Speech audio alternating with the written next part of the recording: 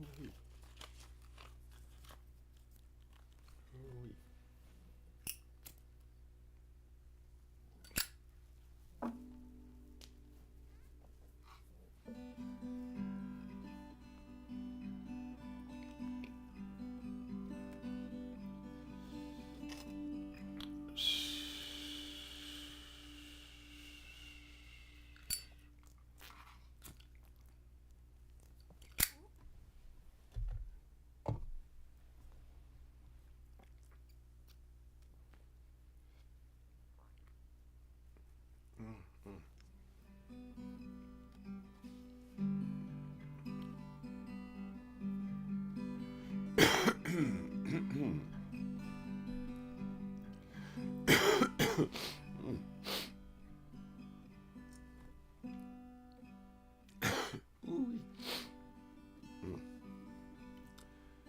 Violet hit me right in the right spot.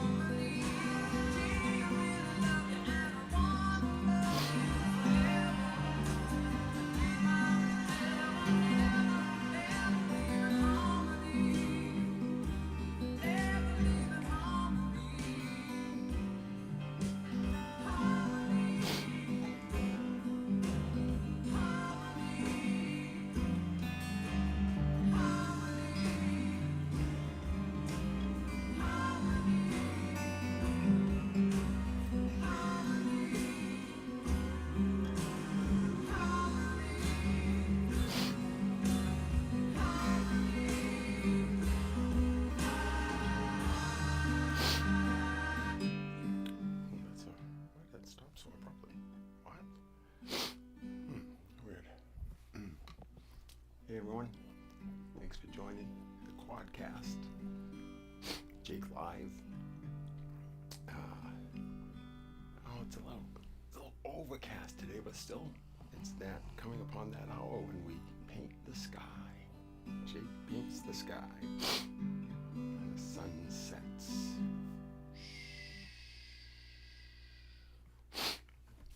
And we begin to invite the darkness in. Or some of us run and hide. Ah, not my darkness. No, please, not childhood trauma. No.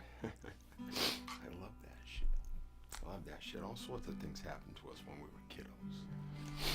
And then we tell really funny stories about it. Remember that? Fuck, that hurt. Shit. You gotta stop telling stories. Well, we have to stop telling stories that normalize what happened, right? Because those were injuries. And you say, well, yeah, that happened. I did that. Yeah, it fucking hurt. That's why you're fucked up. And you're like hurting everybody around you. It's, I'm telling you, tune into the QuadCast, JakeLive. Bear with Jake a little bit. If you want to have some fun, go back and look at the old shit in the catalog. I don't know if I hope I don't find time to go look at that shit. Raw, and you see a human being in the process of evolving in every which way, right? That's a lot of you knew me from back when, and I've been thinking of you all a lot today. The last few days, actually. And you know who you are, my friends from New England Power Service Company, Trans-Canada Power Marketing, Constellation Energy, Sexelon, and Energy Harbor. I'm John Kiani. I'm John Judge. Jesus, the worst fucking leaders I had ever seen. Not just in my corporate career. Like I'm a student of human behavior and what drives it. Some call that leadership. So it's really like so when I say like when I say that I study and am passionate about leadership, right away I've lost you. I've lost you because you see leader and you see him say, "Come on, everyone, follow me!" Right? And it is that's one form of leadership. That's what Mark Houston tried and all those other guys, right? And it gets you so far, right? But, dude, it fell way short of where we all could have gone if you'd had a little humility. Yeah. So. This is some of you are gonna have a lot of fun. Some of you are gonna have a lot of fun. Yeah. Some are gonna have a lot of fun. Like my former indirect team. Woo! Guys, get ready because the Jakey is going fucking off. Ha! Wait till you see. Yeah, I lost my mind and I found it and I lost it and I found it and it's just like, is it a put on? Let's see. Let us see. G-Man, wake up. That was a fucking, man, I gotta tell you, you guys, always, you know that team, that first indirect team, that first national indirect team, in terms of, well, we did some shit after that, but just in terms of like a seed, you guys gave me something. You guys gave me an incredible fucking gift.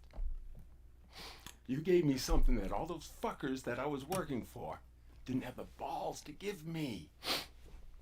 Your respect and your trust and your love. Wow. Dean Pittman, I love you, man. Wow. All of you. I fucking put my fucking heart out there and you did not abuse it. And it kind of got there when we got bigger. And then I was like, oh, I don't really know this guy, right? It's because they wouldn't let us do what we wanted to do, right?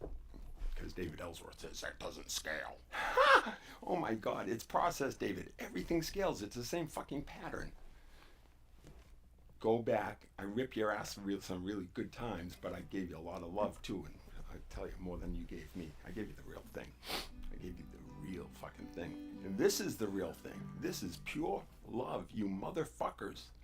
You duplicitous, hypocritical motherfuckers. We all know what you are doing. We all know what you are doing. All the shit and the shady shit. Now, I mean, and you expect us to like, and oh yeah, we're doing the same thing you are. But better. and having more fucking fun, you know? You guys all had jobs that kept you up at night. I was pointing my team to stuff that would get them up in the morning. That was the difference, David, in that fucking scales. It's heart-centric, that's what it's called. You don't say, oh, we can't do it. You know, it's just fucking love. Dude, it's just fucking love. And I could not have made it more obvious to you guys, right? I mean, I fell in love with a woman right in front of you. You didn't know what to do. It's like, that's not a tawdry affair. That, we can't have that. Whew. And he's doing it with integrity. He actually self-disclosed. Suddenly, Joe Nigro doesn't fucking answer my calls. I had Ken Cornell say, hey, buddy, hey, you ready to move on up? Fuck you, Ken. You're not Ken-worthy. Oh, wasn't it great, right? We're gonna parade Ken out, and he's gonna inspire the team down in Houston, the Operations Center. Yeah, the Operations Center down there. And Ken's gonna inspire them. So, you know, they want to know a little bit about Ken. Like, who's Ken? So they say, you know, Ken, what really pumps you up? Like, what jazzes you up these days? My brand new Porsche. Fucking Ken. You're clueless. Oh, that'll get him. Shit. I want to be like Ken and have a brand new Porsche. Yeah, I'm changing the world. How many eyes in Ken? Yeah, way too many. One, him. It's about everyone else. You trust that if you put it into everyone else, as Pancho Hall said, a rising tide lifts all ships. Yeah, he had his thing, but he fucking had your number too, and it was his fucking dance you should have been dancing. Yeah. That guy inspired the fuck out of me. Right? I was fluent in punchies. I was. Right? We'd be talking, going on, and then everyone's coming to me after the meeting. JB, what did he say? What's that mean? The fuck does that mean? I was saying, oh, okay. I loved it. Pancho, that was a hoot. That was an absolute hoot. All right, I got to tell you something. So you know, I fell in love with, was inspired and fell in love with a woman who was supporting my team in another department for the marketing discipline. And you know, it was a really difficult time in my life because it was right about the same time, about 2 years after, because I didn't like just jump right in, that I learned that my wife of 20-something years, in a relationship of like 27 years, had been fucking around on me my entire relationship, including when she was pregnant with our first son. Okay, so it was a fucked up time, right? And I wasn't telling you guys about a lot of this shit, but there was one time though, this was good. I remember exactly where I was parked. And I love you, Michael Kagan, but man, you stepped right on your dick on this one. Michael gave me a lot of opportunities, and I would not be where I am. Would not have gone where I did professionally, if not for his faith in me. And check out some shit, Michael. Man, fucking A. And I hope you're well. And I'm gonna make this story, and it's gonna hurt a little bit, but it fucking hurt when I felt it too. So we'll be even there, kind of. But it's not this even thing. It's karma. Water finds its level, and so it's just flowing through. So yeah, this was just in the period after. Oh man, the way I discovered my wife's affairs, wow, crushed me, absolutely crushed. Did not see it coming. It was the last thing, and that was I'll tell you, that was my contempt. That's how deep my contempt was for her, and how clearly I saw through her. And I didn't think anybody would want to touch it. No way. It's like you just leave the keys in it. Right? I mean, I know that's insulting, but you should fucking spend 20-something years with this woman, okay? So it's just flowing through. So yeah, it was right on the heels of that. You know, some of you guys remember. Chuck Green would probably remember. I was and Craig Wilson, Dean, I remember I shared some of this with members of my team. I cried with them, um, and they could relate because they'd had similar experiences. It's fucking horrific. It is absolutely fucking horrific. And you said, oh, well, then you had an affair. Yeah, man. Absolutely. I'm monogamous. One fucking game. One fucking game. Okay, now I know what game we're playing. That's cool. That's cool, right? But I took 2 years before to kind of settle things out and figure out the fucking realize that she ain't even fucking getting it. And then she starts saying, well, now I'm a victim. I'm a victim. These guys took advantage of me. It's like, fucking A, I'm going to keep working at this. I know it's tough because, my God, you know how hard it is to leave your fucking children? Right? But you have to put your oxygen mask on first. Right? You all fucking judge me, you great family men. You all fucking judge me, and I felt it. All of you, at every level, any level of the organization. Okay? I felt it. Kept a stiff upper lip. Right? But slowly, but surely, I was dying. I was fucking dying. Okay? I am the world's best fucking actor. There's none better than me. Nope. None. Wait till you hear my story, what I endured as a child. Wait until you fucking hear.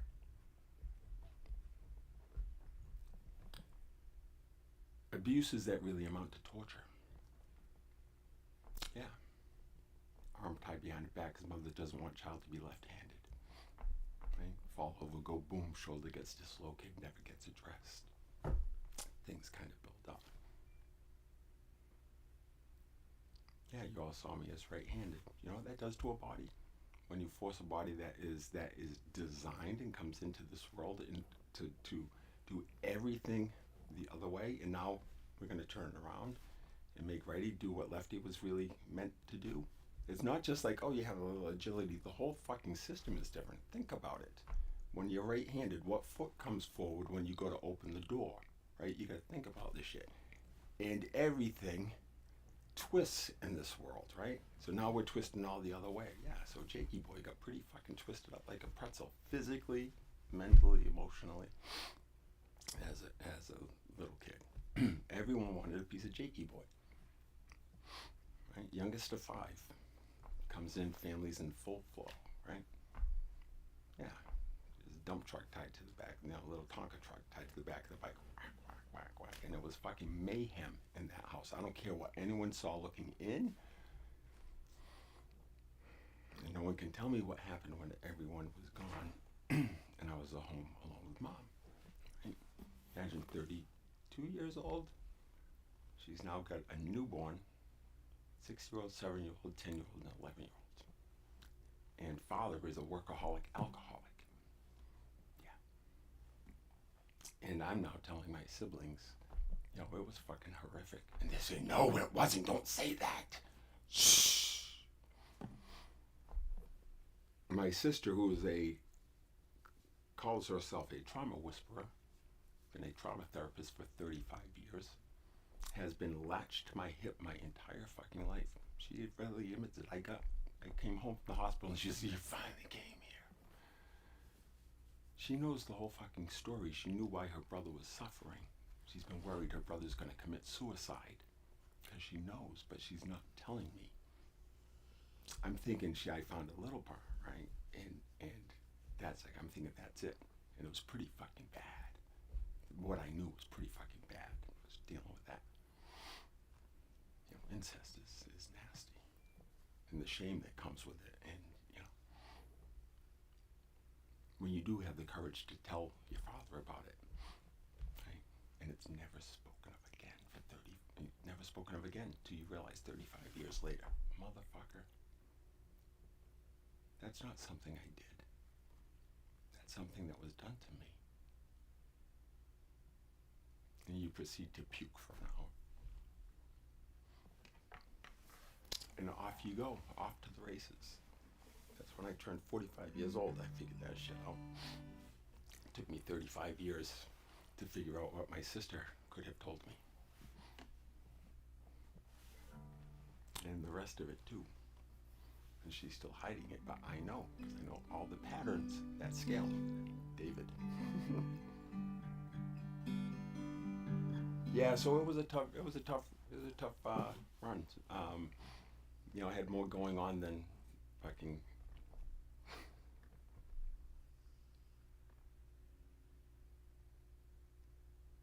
capacity markets.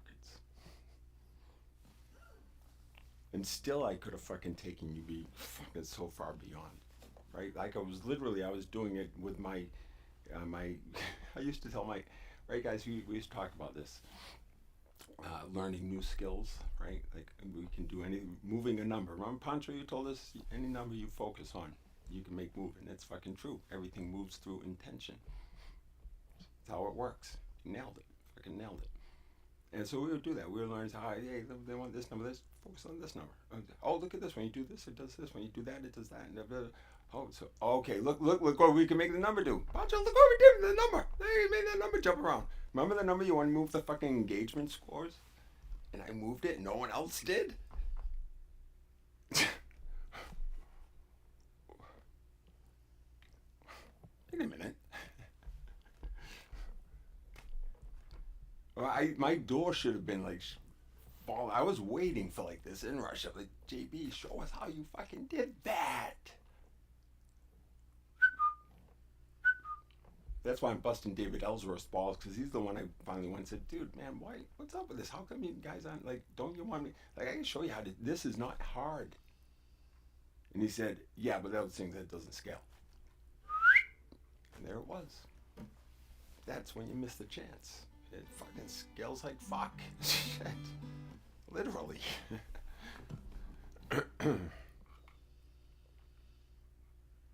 Yeah, so I know there was one day this spectacular woman walked past me in the office, and I was doing my thing, and she'll tell you the exact scene. It was like right out of what was the fucking movie, Nikki?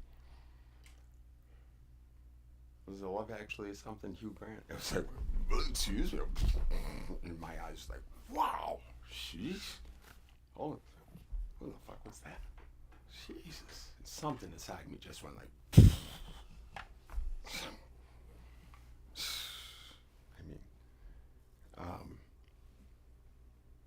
David said that was wrong. That got back to me, David. He's got his own little plaything, and I don't know what else they're doing, but wherever the whispers occurred, they made it back to me. And he judged that me falling in love with a woman at work, because I was at a fairly high level in the hierarchy. I mean, what was I?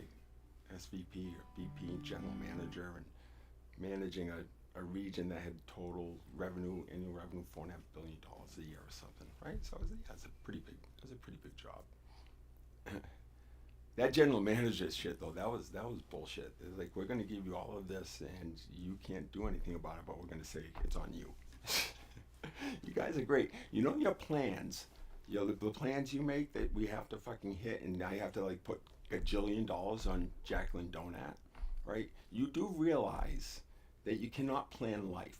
It just unfolds. So effectively you say, I am prophesizing that you will do $129 million. Okay.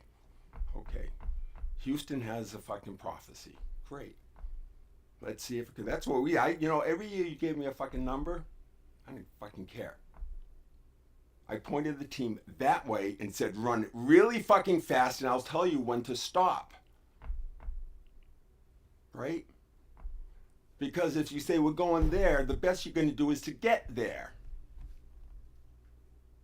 I was planting visions. I was telling my team visions of Chris Crane on the fucking magazine, his face on the fucking magazine, and talking about this like company that customers were saying, what the fuck, man? They are like right there for you. Fuck Apple, they suck, right? No, and who was it? Sexelon. Fucking, can you believe that? And this pasty-faced dude, it was him? Sure, Chris, I would have let it be you. I didn't want your fucking job. Look at you.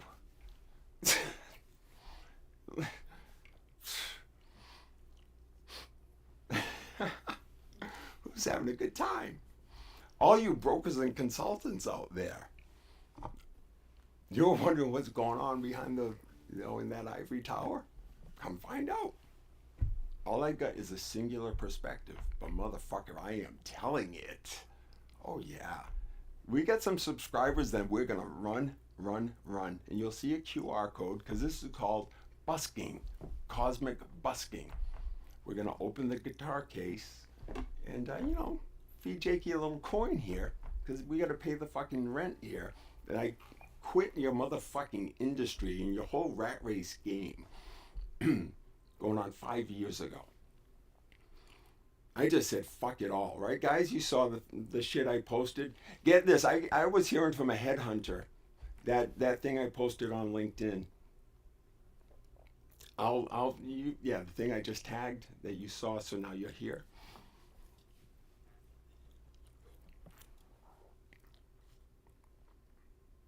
It got like, I don't know, it was pretty cool. It got like, I don't know, 11,000 people looked at it or clicked on it or something. I thought it was pretty cool. So this is how that went down. It was Wednesday. It was a Wednesday night or something.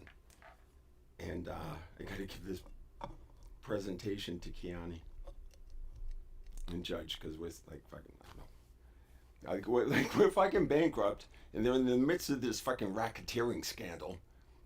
right? And they're like, and Kiani says since he's been investing in Sexelon for so many years, he knows better than I their risk tolerance with regard to capacity markets and how they, like, I'm not giving away your proprietary shit. It's not even, it's shit anyways. But I was just telling him, like, no, man, they've got to pull up their ass. It's all wholesale. They're not fucking giving away their capacity. I guarantee you're not. And that's effectively what I was trying to tell you, John Kiani. I knew I was fucking in their business for 12 years. That's why you hired me. But anyways, trying to sell electricity is hard enough, but when your company's like emerging from bankruptcy, your credit sucks, and the bosses look like they're doing shady shit. When that whole scandal, get this, when that whole scandal came out, that whole Ohio thing, am I making you guys uncomfortable? John Judge, Boy Scout? Oochie. Good. You need to feel it, man, because I fucking felt it. I thought I was going to work for Kevin. I was looking forward to that. Was it Kevin? Is it Kevin? Farley? Yeah. Man, I could feel that man's heart. Spirit pulled the old bait and switch on Jakey here. I was like, yeah, I'm going to work for this guy, and I felt like, man, we could partner together. Like this is, and he was, yeah.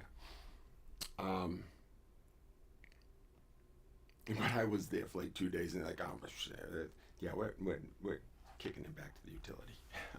Oh, so I got to work for John Judge and John Kiani. All right, that's cool. Let's do something fucking spectacular. I'll pull a rabbit out of my ass. I didn't even have the hat then. I could have done it for you without the hat. Could have done it without the hat.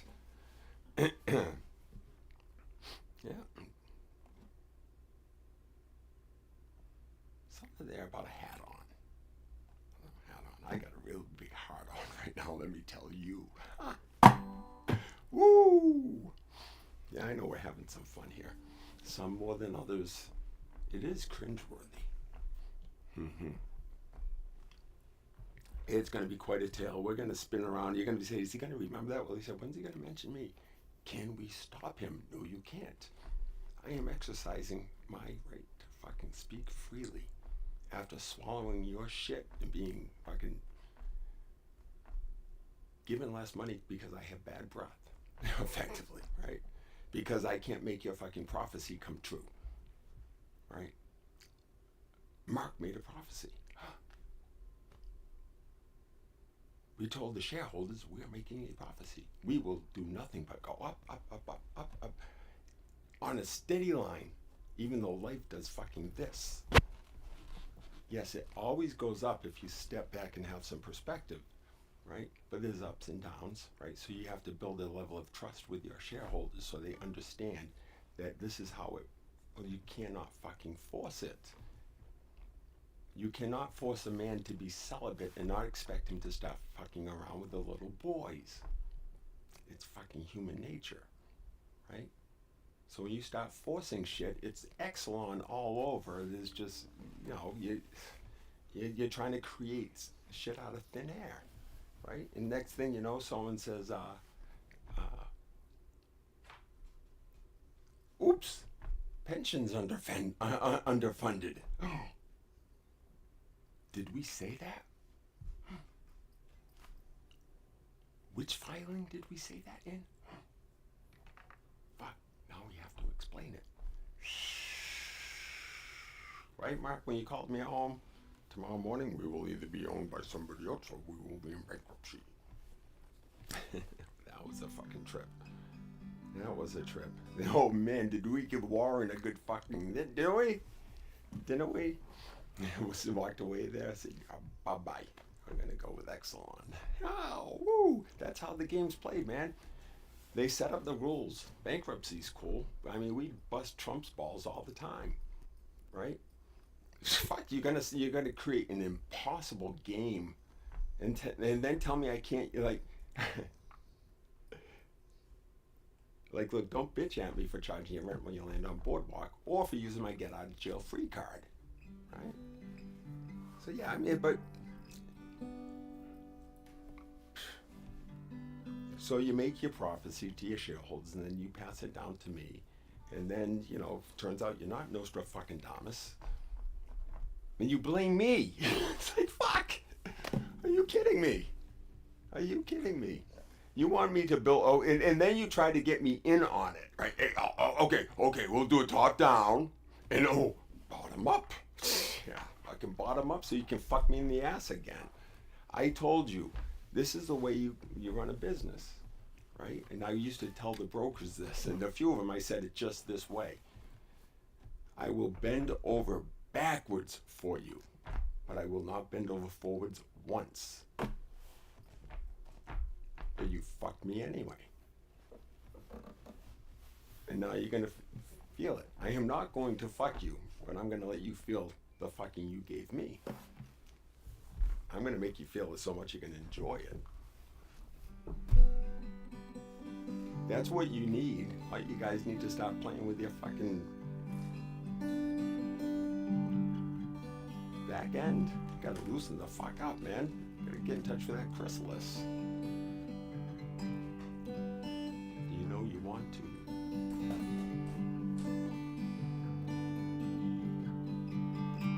Oh, we could say some raunchy things here, but we won't. Keep it PG. Huh?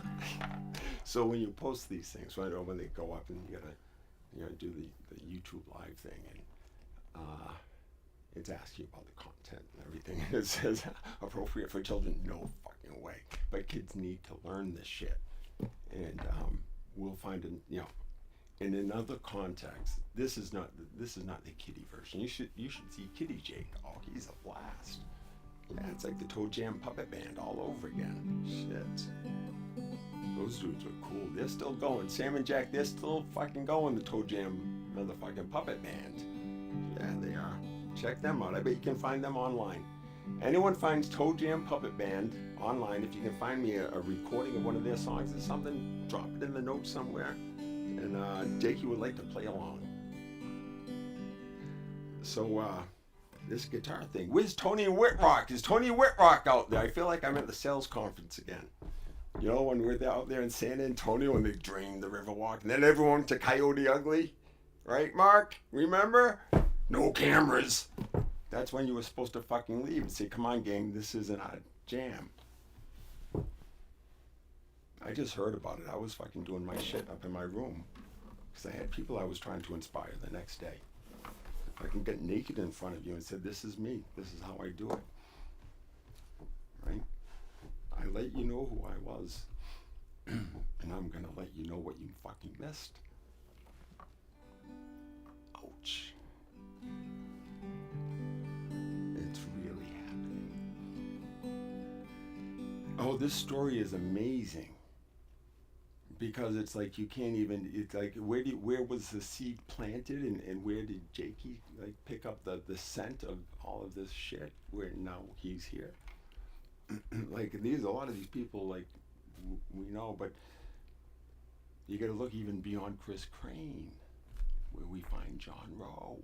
Ooh, man's married more fucking secretaries than I ever had. I've had none. He's married 2 or 3 of them.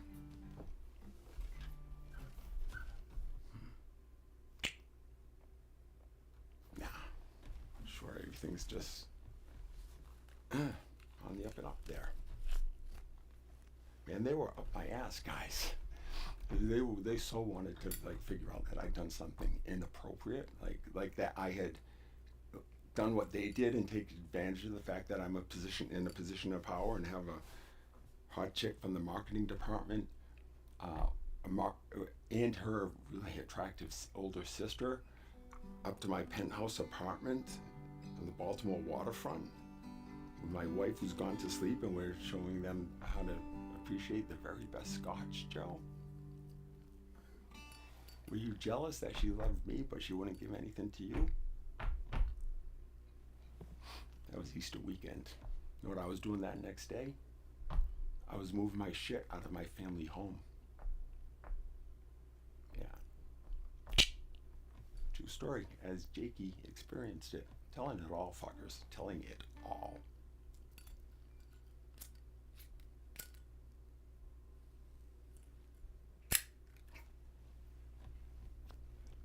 And I'm going to keep on telling it. I got nothing but time. When I'm effectively disabled, I cannot work. This is what I have to do. Because, man, I got beaten so fucking down. I gave it up to God. I swear to fucking God, I gave it up to God. I was beyond suicide. I literally was at the point that I knew that wouldn't fucking make this pain go away.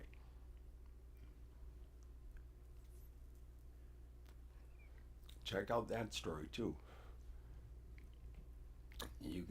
Are you perfectly happy in your relationships, your intimate relationships especially? No? Check out the sections in here in the catalog, anything that says mercy me. But please, you want to see this man, if you think that I'm making you feel vulnerable, okay? Because I am not asking you to get any more real or fucking naked than this man is on Mercy Me, parts 1, 2, 3.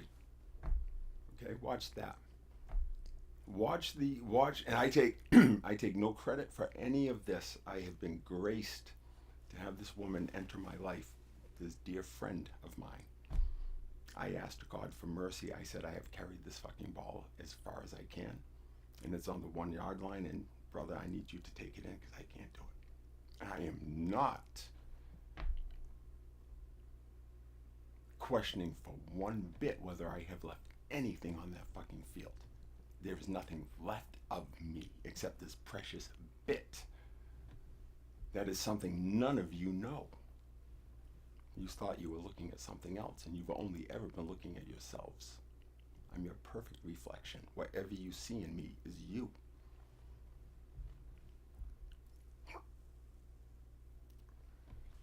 Yeah, I know some shit.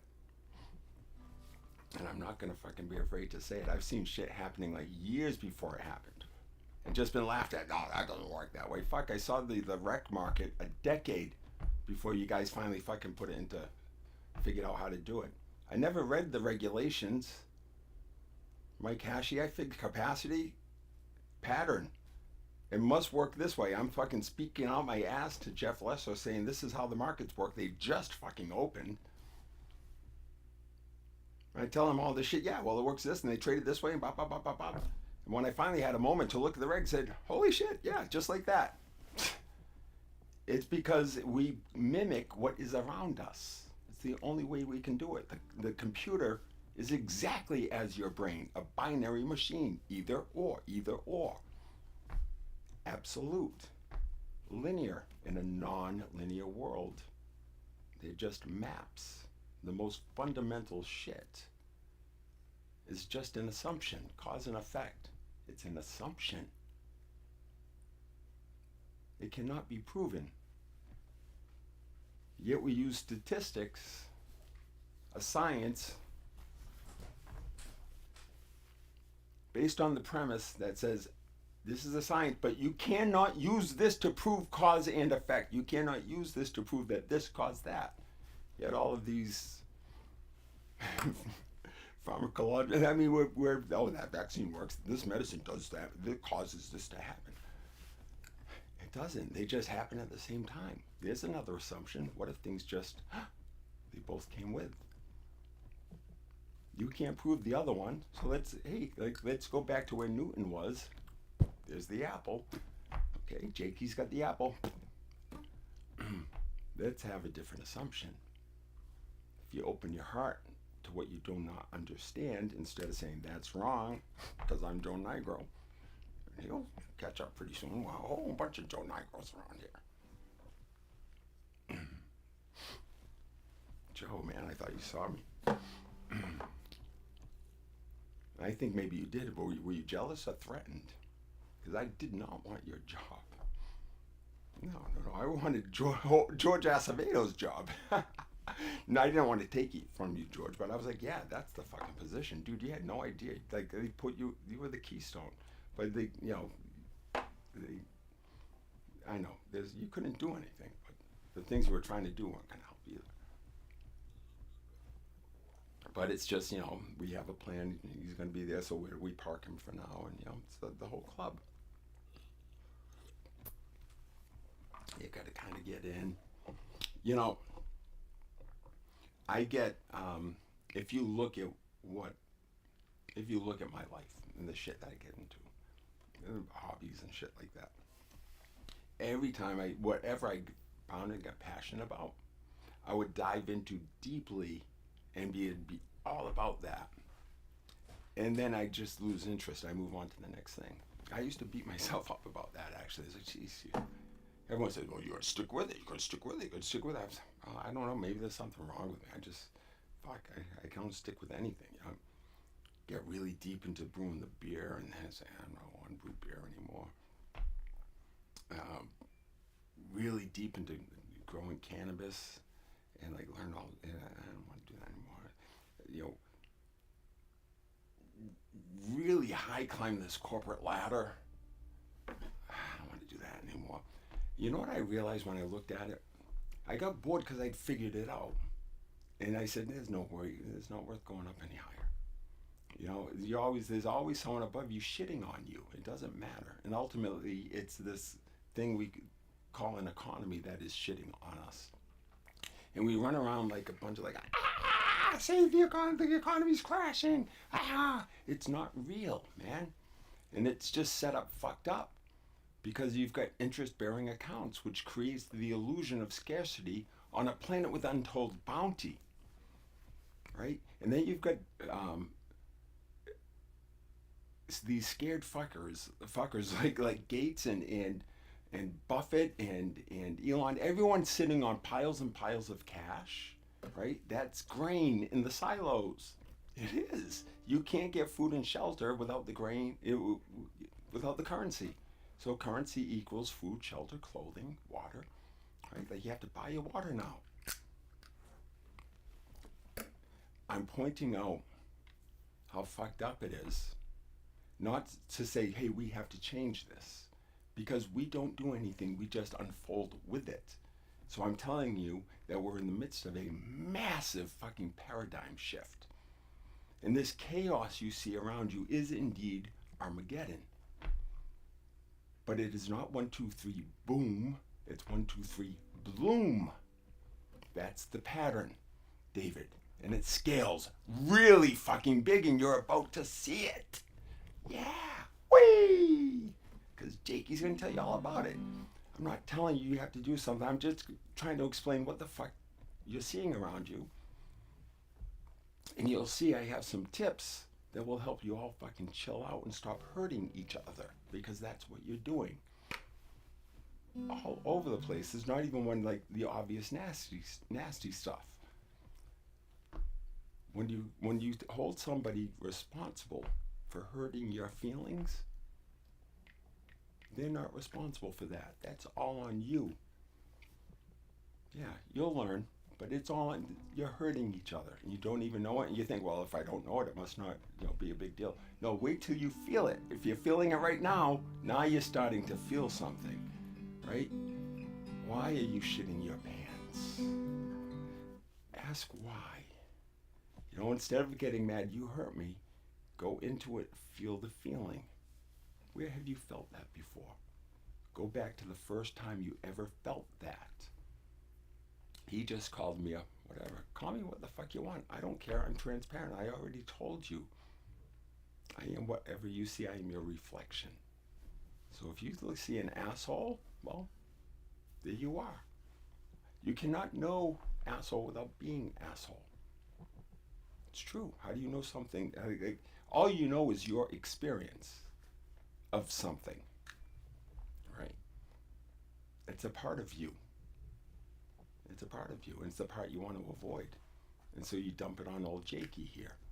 And now I'm burning it up. And fire is being produced. This is yours. I'm giving it back to you. It's just the way it works. Everything's a cycle. And it scales and it repeats, David. Chief Operating Officer. Make it effortless. Mark, please fucking make it effortless for us. Jeez. I want customers to have an effortless experience. Fucking A, me too. Me too. And we can't, there's a different price every hour. And actually, and there's smaller, and there's all these, and I have to give them the different price and the cop. And do we really have to get the bill right? Yeah. But it's a lot. Yeah, well, talk to the fucking banks. They process a shit ton of transactions, and they never get it wrong. It scales. I mean, was that so fucking hard? I mean, I don't know. I told Kathy Heil, that was hilarious. You guys shit your pants. Bennett schedules lunch with Heil. How about when I asked Chris Crane if he wanted to hook up when he was coming to Boston? Woo-ah! Yeah, what a meeting that was, Chris. Oh, worry, they can't tell him this, don't tell him that. No, because they can't hear this. And you guys. That was a fun meeting. That was a really fun meeting. That was a fun meeting. Shit. Yeah, I put my balls out there for you guys. My team knows that. I had their back big time. And I gave it to them real. I told them all the shit you told me not to tell them. If it mattered to them, it was about them, I was going to find a way to inform them and still not violate your stupid, don't be loving and kind and transparent with your team. You need to trust people, and you don't trust people because you're not trustworthy. My mistake was that I trusted people. Everyone. I trusted you until I realized I couldn't. And I trust you now. So I was able to find trust again. I trust you to be exactly who I know you to be. Even as you evolve from that. Quickly, please. Catch up. We're going to Jakeify the world. Or the world is being Jakeified. And I'm like your narrator. I'm just going to narrate the whole fucking thing. It's not going to take long. 2:28:27. This is just what I've heard. This is not my prophecy, Mark. So don't hold me fucking responsible for this shit. I don't want to hear whether or not I exceeded your expectations. Fuck you, man. You didn't come close to my expectations. None of you did. Mark, I'm coming at you hard because I felt your contempt, you family motherfucking man. I know it hurt that I was, in love with and having some good times with a beautiful, dynamic, hilarious, a woman who was giving me something I deserved and desperately needed. And I wasn't fucking giving her promotions. Did I say, hey, you should pay attention to some of the shit she's doing? Yeah. because what she saw was working with what I saw, and so yeah, we got something going. But you don't want to see that shit in the corporate environment because you don't know how to handle that, and that's why you're fucking stepping on your dick all the time, trying to meet shareholder expectations. The love goes everywhere. Don't worry about people fucking banging in the supply closet. We're adults. We're okay. So you're banging in the supply closet. So wherever, right?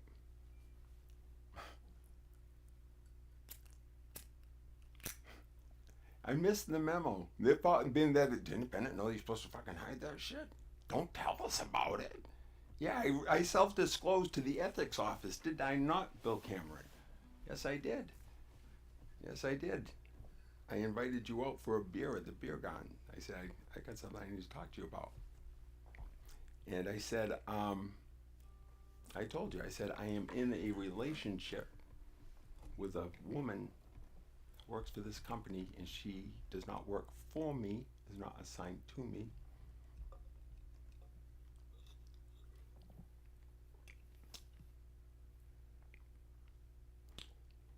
But she is supporting my team, and we are doing something different instead of working on this is kind of cute actually how this, because I used to tell people the problem we had is that, well, we got to work on the handoff between marketing and sales, because marketing would do all this shit, create all this great stuff that was not in synchronicity with the way we were trying to sell the product, right? So it's like, look, we're doing the samba and you're giving me like the stamps on the floor, that's waltz. When I go there and give this to them, they say, what the fuck is this? You gave me all this instructions for the waltz, but we were playing samba music, man, and we're digging that, right? So I want them to be able to have that. We need this. So they say, well, we got to work on the handoff. No, I got it. The handoff's fine, but it's shit. And it's not shit. It's great. If I was selling it that way, it would be perfect. And Kelly Blessington is beautiful, right? And so that's what we're working on. Can we? So I said, it's not the handoff. It's holding hands. That's what I said, right? We take it from the handoff to holding hands. So I said I would like my marketing person not over. I want her in all of my team meetings. I want her going on sales calls. I want her to know what we are doing so that she can help us to bring it to life. That was just the shit I was doing. It was fun. It was fun. It was better than fucking running around like whoever. I'm not making fun of you guys, but like cracking the whip. Hit this number. Wait till I finally get my bullwhip. It's finally going to come. That's how I got the hat. I am not making a statement with this hat. But Zeke Starr here is making one fuck of a statement. This is a magic hat. And it just happened upon my doorstep. And, so, well, this is as near as I can tell how it arrived here and how it ended up here. So this is going back a little while. So since you last saw me, I've been doing some pretty wild shit, including apprenticing a nearly 3-year apprenticeship with a master shaman, practicing like ancient lineage, indigenous shamanism in the jungles of Peru. Yeah, fucking, I spent 4 months like in the jungles of Peru in the Sacred Valley and nestled between in the Andes Mountains at like 10,000-11,000 feet. We even did the fucking Inca Trail. Holy shit. Fucking A. I mean, you're going 17, 20. Oh man, in 3 days. It's like 28 miles trekking in 3 days. It's I was so looking forward to see Machu Picchu, and it is amazing, but it's the journey, it's the pilgrimage, and this is actually what the Inca Trail is. It's an ancient pilgrimage, and it's the energies there are profound, and so it's just like you're just walking. Way at the back of the line, right, Sam? Shit. I had so many injuries by the time I got out of corporate America. I could not put a suit coat on. I couldn't. I was broken, fucking broken. A knee that would. I had a trick. I got a numb left foot and a trick knee. Like literally, I cannot feel my left foot because the doctors fucked up when I broke a bone. I mean, oh, I was a fucking mess. I did my Inca Trail. How do we get to the Inca Trail? Slow it down, Jiggy boy. Slow it down. Let's get jiggy with it. Am I losing anyone? Don't worry, you can jump into this. I said, this is like my grandmother's story, man. She only had one story. She was always telling it. Did not matter where you jumped in, where you left. You just pick it up, just drop into the flow. It's just like life. Threads here and there, little bits and pieces. I will not tell the non-linear story directly, though I will tell it directly. And yeah, you know, all of it, and do it all. Dave Pfeiffer, man, dude, let's go have a cigarette. That Dave Pfeiffer, like, this is back when I was falling for the illusion that smoking causes cancer. It does not. It does not. Your stress about it causes cancer. The Surgeon General's warning causes cancer because you go. That's dis-ease. This is medicine. Life is always giving you exactly what you need in order to evolve, even if it's fucking uncomfortable, you little sissies. Shit. So if you say, Jake, maybe if you stop smoking, you know, that 3/4 of a gram of cannabis every day and you know, the 12 packs of cigarettes, you wouldn't cough. I know. I need to cough because that's an energetic pulse. Will center. Boom. Root, crown. Jakey. How does he know it all? That's how. Because I've coughed up all the shit that you've made me swallow. Yeah, you should have seen me fucking coughing. It's got to come out. It's got to come out. Yes, I am smoke and mirrors. Enter the funhouse. Drop into the experience and witness it. Don't leave because I'm tearing you up. This is the best medicine for you. This will give you some humility. I'm not saying that you should be humbled that I am greater than you. I am not. You are so much less than what you believe, what you think yourself to be. I'm saying have some humility that you do not understand how all of this fucking works. You don't. So there is something greater than you. Have some humility. Right? And you don't know where it might show up. Right? You have one perspective on all of this. I'm not talking about your family or your company or what's going on in the economy or holy fuck, are we going to have a global nuclear war or what? I mean, all of it. You see it through one fucking lens. I'm talking to everyone in the world now who's looking out there and saying that's he's wrong. That guy, he's a Trump. Fucking oh yeah. That. If you were him, you would see it exactly as he does. He has a perspective on all of this. And it is exactly as important as yours. Everyone sees the truth through their lens. Period. Theory of relativity. It's all relative to where it is viewed from. Albert got all fucked up trying to do all the equations. Yeah, write it out in math. That's really hard. And he admitted, I don't know shit about what this means. Al, it meant everything's relative. There. And we just, no, I wanted like really. No, if everything is relative, what are the implications? Now we're making some different assumptions, right? So if you can drop into that, open your eyes and heart that something is like way different. The math and physics and science is already there. You just have to acknowledge it. They hospitalized me 9 months ago because I was getting very expressive, sort of like this, and calling people on their shit because they're lying directly to me, okay? People who've been lying to me my entire life, and I called her on it. She's gaslighting me, saying, no. I said, no, I fucking know it. So I was expressive, and I never threatened anyone, but they were uncomfortable. They had me hospitalized. My family did this. The woman I loved did this. The shaman I revered did this, and all of my friends went along with it. And he must have done something. I was in the midst of my annual spring spiritual emergence. I track it. My sister's been tracking it for years. That's why I had to leave my career. I could no longer tolerate operating within those confines, and there was nothing left of me. So it was over the last 5 years.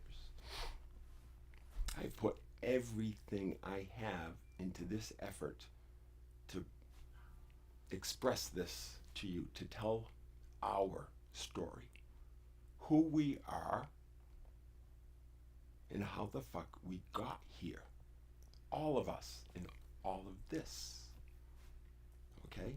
I have a different opinion than the dude that wrote Sapiens, and it makes a lot more fucking sense. I'm just telling you how I experience life and how I make sense of all of this. And you cannot deny me of that, and I have found great peace in that.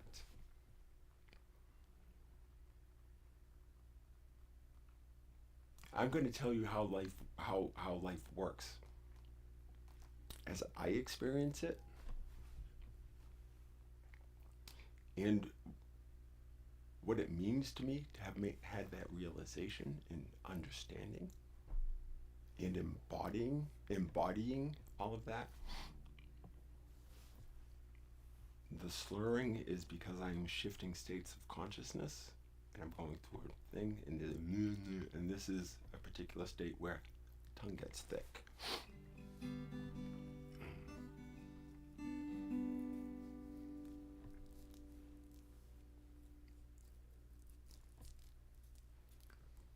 We wonder whether we live in a multi-dimensional reality. You see 4 dimensions, 3 physical and time. Every single one of us is a dimension in and of ourselves. It is a perspective. Every rock and stone and thing, everything you see, and all that you don't see, the other 96%. Right?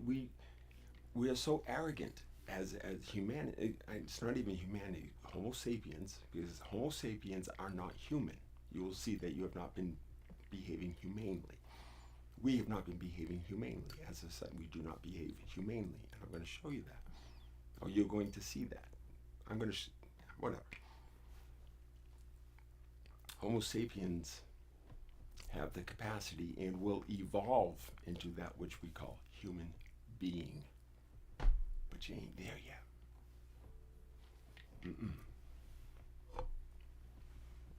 But I am.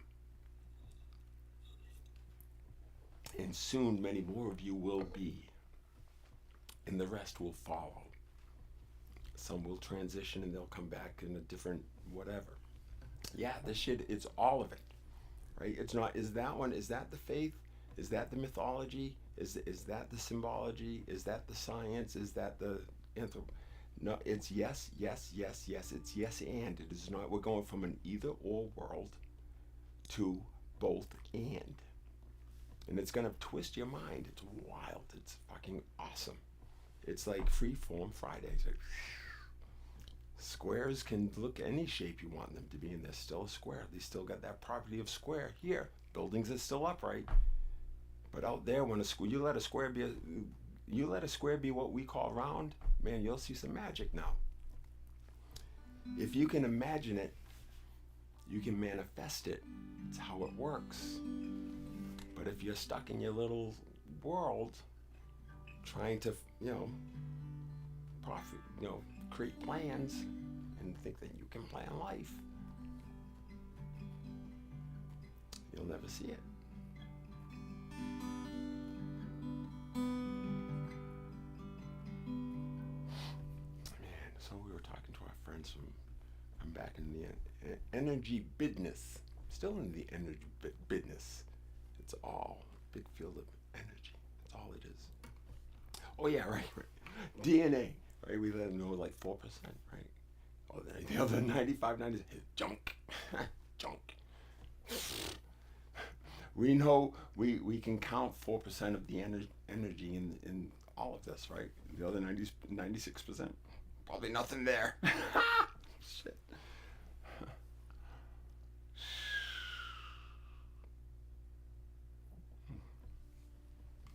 Yeah, we think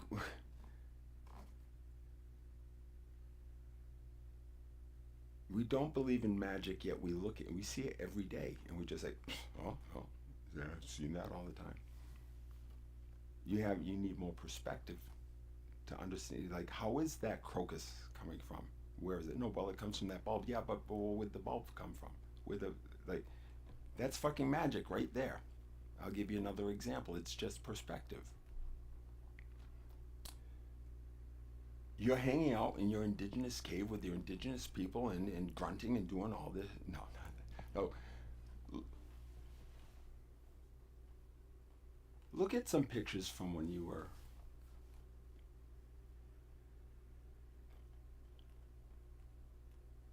You don't have to go too far back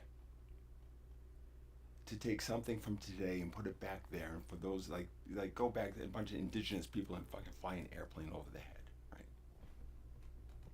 That's fucking magic. We did that. Right? How did we do that? When you really look at things, it's because you just take it for granted, right? You're saying, oh, so Jake, what are you saying? I should really appreciate what's here. No, you should realize that magic is real. So that tells you right there, that is magic. Look around you. You will until you tell me how the crocus comes up through the snow. Tell me how that happens. Without at some point all the way from the very fucking beginning of all of this. How is that crocus here?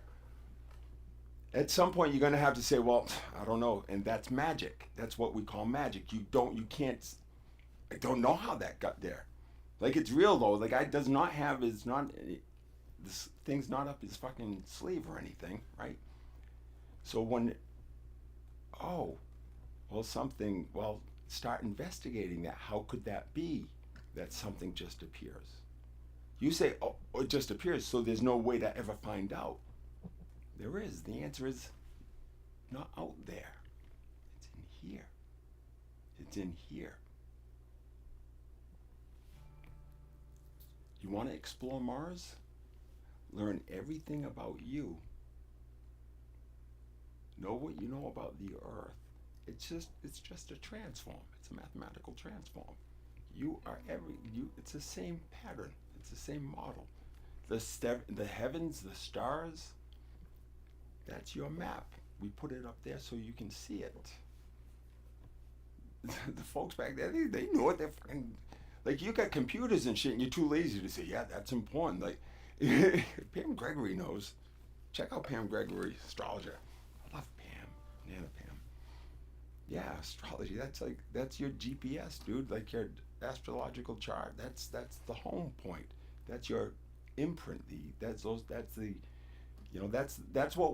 music that was playing when you arrived. Okay, that's what that is, because we live in a field of music.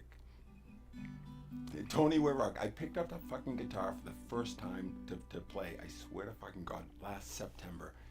And oh my God, I've got like 15 of them and I've given 5 away. These are such beautiful instruments. Wasn't that cool when Tony got up on stage at the sales meeting, and the band was there and Tony got up there and played? Dude, that was so cool. And the coolest thing was you saw a man doing what he's here to do, play music. And I love seeing him put his cool fucking pictures. He looks so good. He looks like, look at Tony Whitrock, right? Does that man not look like he's yeah, that's what you're here to do, Tony. I love it. Music is so incredible because this is all just one big field of music, right? It's all, you gotta wake up. God woke up. What did God do when he woke up? He went, oh.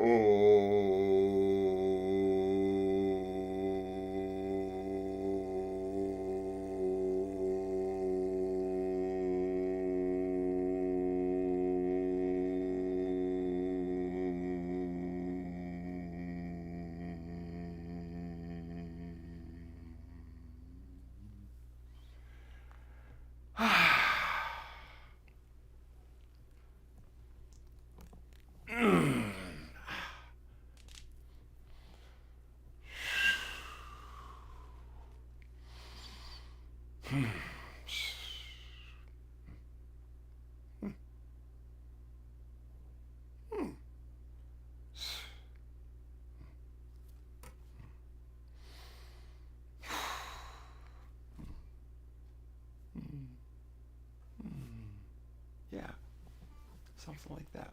Been there. You got to go there. You got to go way back there, right? That big ohm, right? That's an event horizon we call the most recent one Big Bang, and it's still ringing. Tony Whitrock can hear the ring, right? I've been able to hear, this is called the music of the spheres. We are in a vibrational field of music. All of the music is already there. Everything that's been written and played and all that, which will be written and played. Okay? You write a song, you pull it down from there, and you manifest it. Right? You hear the music.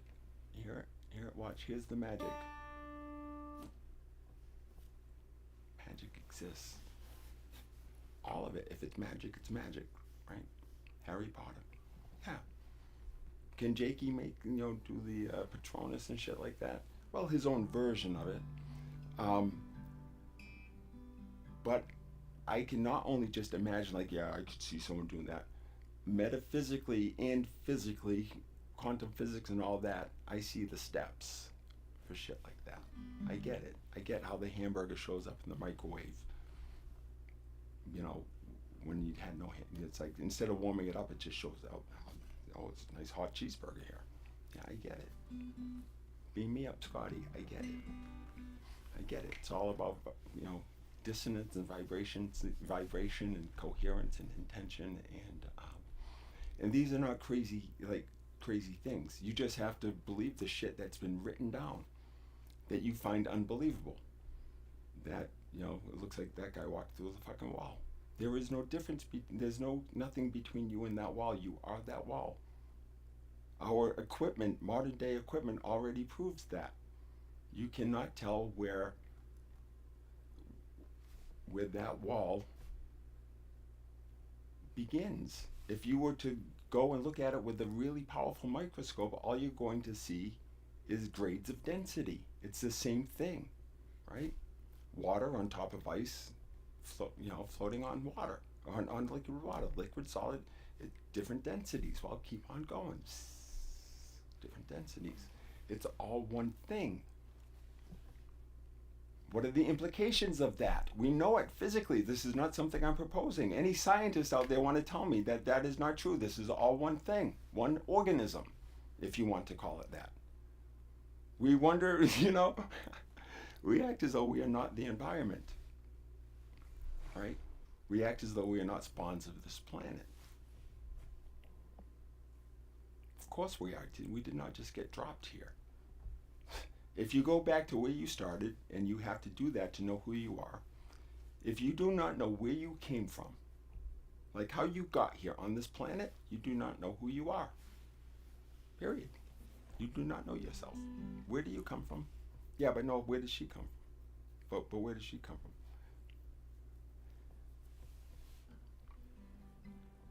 This is how it works in Jake's world. And it will keep on working this way in Jake's world, no matter what's going on in any other world. You're in my world, I'm in your world. You are just in my mind. There's no different. It's all just, everything I look at is just aspects of my mind. It's the only thing that is always there. I have never experienced anything in my existence absent mind. Mind. You are my mind. I am your mind. Yeah. Maybe we are. Maybe it's just mind. Yeah. It sounds logical, right? It is logical, and it's confusing you. Like, wow.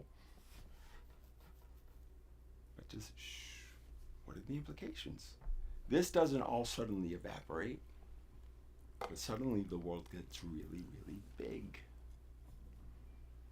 If each one of us is a dimension, then therefore we live in a multidimensional reality. What do all the science fiction people say about multidimensional realities? Those are all not the possibilities. If you can imagine it, yes. I'll figure out how that works. You can make the water go uphill. MC Escher already fucking gave you the design. You just don't know how to build it. He said, well, if you were to force me to draw it, it would be this, but really you have to understand what it is and how it works metaphysically and everything. But if you're going to force me, it'll look like this. You say, yeah, that doesn't work because it doesn't, Newton said that it can't do that. Newton made an assumption that's based on cause and effect. Gravity causes water to come down. Levity causes it to go up. You can't have gravity without levity. Thank God for levity, man. Jake's going to keep it light. He's going to get intense and he's going to keep it light too. Right? But that is a fundamental truth. If you do not know levity, you do not know gravity. If you do not know black, you do not know white. Right? So if there is gravity, there is levity. And it's not just a good feeling. Everything that levity implies. Right? Because you get stuck on gravity is only one thing. Like there's some gravity to this situation, isn't there? Right? Grave. Because I'm going to bring some grave shit. I think it's time to play a little music. Oh, that scarcity economics thing. When they call it usury, and right? Was it one of the commandments or something? Usury, bad thing. Putting interest on debt, bad thing. And the reason why I'm going to make seriously, this is what's happening when you have interest-bearing accounts. You do not let currency to decay naturally, as everything else around you does.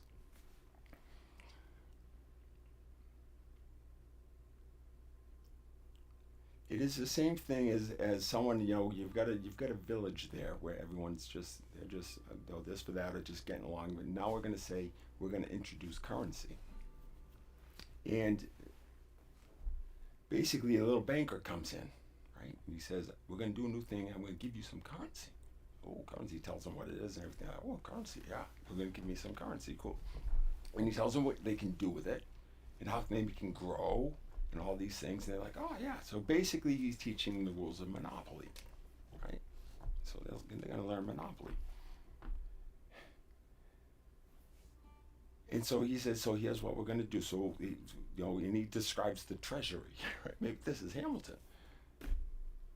Different Hamilton Salter, but we'll talk about, I'm talking about the dude, wanted to be in the back room. Remember him? Right, I want to be in the room. Because it's all done in the back room. And the pattern scale, David. So he's got these 10 villagers, and he says, here you go, you're going to each get one token currency. And, but I'm going to charge you, remember the interest thing, right? 10%. Do 10%. So each of you next year, you got to come give me 1.1 back. Okay, cool. Yeah, we can do that. That's cool because this game Monopoly, I think is pretty good. Sam kicked my ass in that game. Oh, I cannot stand playing the game. I was playing it all the time. It was killing me. So what's going to happen there? Do the math. At the end of the year, the banker's looking for 11 tokens. There's only 10 in the market. Scarcity, just created scarcity. Now we have scarcity economics. Someone's going to get hurt, I guarantee it. Because when people start to freak out about not having that currency, when now that currency is food and survival, do you know how strong the fucking survival instinct is and what people will do to survive? They would steal a fucking burrito from 7-Eleven that was a $2.89 burrito from 7-Eleven that's 4 days past due date. They would do something like that. And now the fucking dude is in jail and he's got all sorts of other shit because he gets busted for that, and then they drag him and he's supposed to be in court somewhere. The kid 90 miles away, and the kid can't afford a $2.89 burrito. What car is he driving? Or the Uber Plus? Now you give him $350 court costs and shit like that. This is my friend Matt. I met him when they put me in prison too. Yeah, mind you, I've done nothing wrong. Nothing wrong. Assaulted by 2 police officers, denied my service animals. unreal. I mean, my story goes and goes and goes. Civil rights violations, being harassed by my town, the police department, and my service dog. This is Fairhaven, Massachusetts. Anyone want to send this over to town hall? Because I'm done fucking writing letters. I'm just going to tell you about it, and you need to fucking fix it. The animal control officer in my town, Fairhaven, Massachusetts, knowingly impounded my service animal the night before my father's funeral services. I told her that she is a service animal. Problem was, she was 7 months old and had not yet had her rabies vaccine or license because she had been ill. And the conventional vet that I really don't like to have to take my dog to, because my dogs are different because I am different. But there's this rabies thing, because you all think something causes rabies. I'm fine, fuck it. We'll deal with the injection you put into my companions. So I'm there to get that done well in advance of this 6-month deadline. Heaven forbid leash law and dog licenses, and you've got the equivalent of a epileptic blind man, and you're taking his seizure alert and seeing eye dog away. It's unbelievable. I asked her, do you realize the service dog that you realize I have like a life-threatening condition? Like if I don't have my animals here to help me like manage a super sensitive nervous system, because people have been fucking on me my entire life, and I've got this outrageous history of complex trauma, not just from when I was a child, but some of the relationships I've been in and dealing with you fuckers. Without my dogs, my condition progresses to states of loss of what you call consciousness and stoppage of heart. And I have experienced both on more than one occasion. Even my family and the woman I love dearly denied me this truth. Whatever. What do you do with that? Right? You tell your story. And you tell it real fucking loud. And you have some fun with it, because there's nothing else. There's nothing else. They've left me with nothing else. Old Jakey boy, he got to that point and he just said, God, mercy, please, mercy, mercy. It was that point, you know what that point was? After God yawned, that big yawn, when he was there, he felt all alone. He felt all alone. No one understood him. No one. He was like, is there anyone out there? Can anybody feel me? Fucking A. Like such isolation. Not like nobody, not a single fucking soul understands me. And worse yet, it's not like I want you to understand me. They think I am something which is the exact opposite. They're making accusations in courts of law that I am about to perform a violent act against another person who I love dearly. A violent act. Kidnapping, she claimed. I was going to kidnap her, overpower her family that was visiting her, including her grown-ass brother.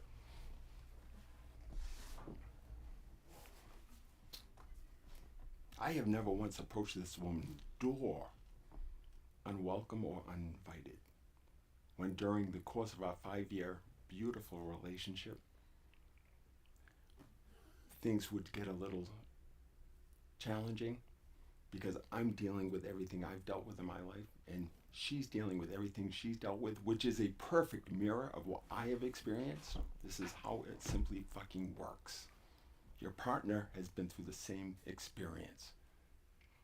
And that's why you annoy the fuck out of each other. But you're not. She's not hurting you. You're not hurting her. You're just reminding each other of your shitty fucking childhood experiences that you do not want to consider. So you go chasing the white ball everywhere.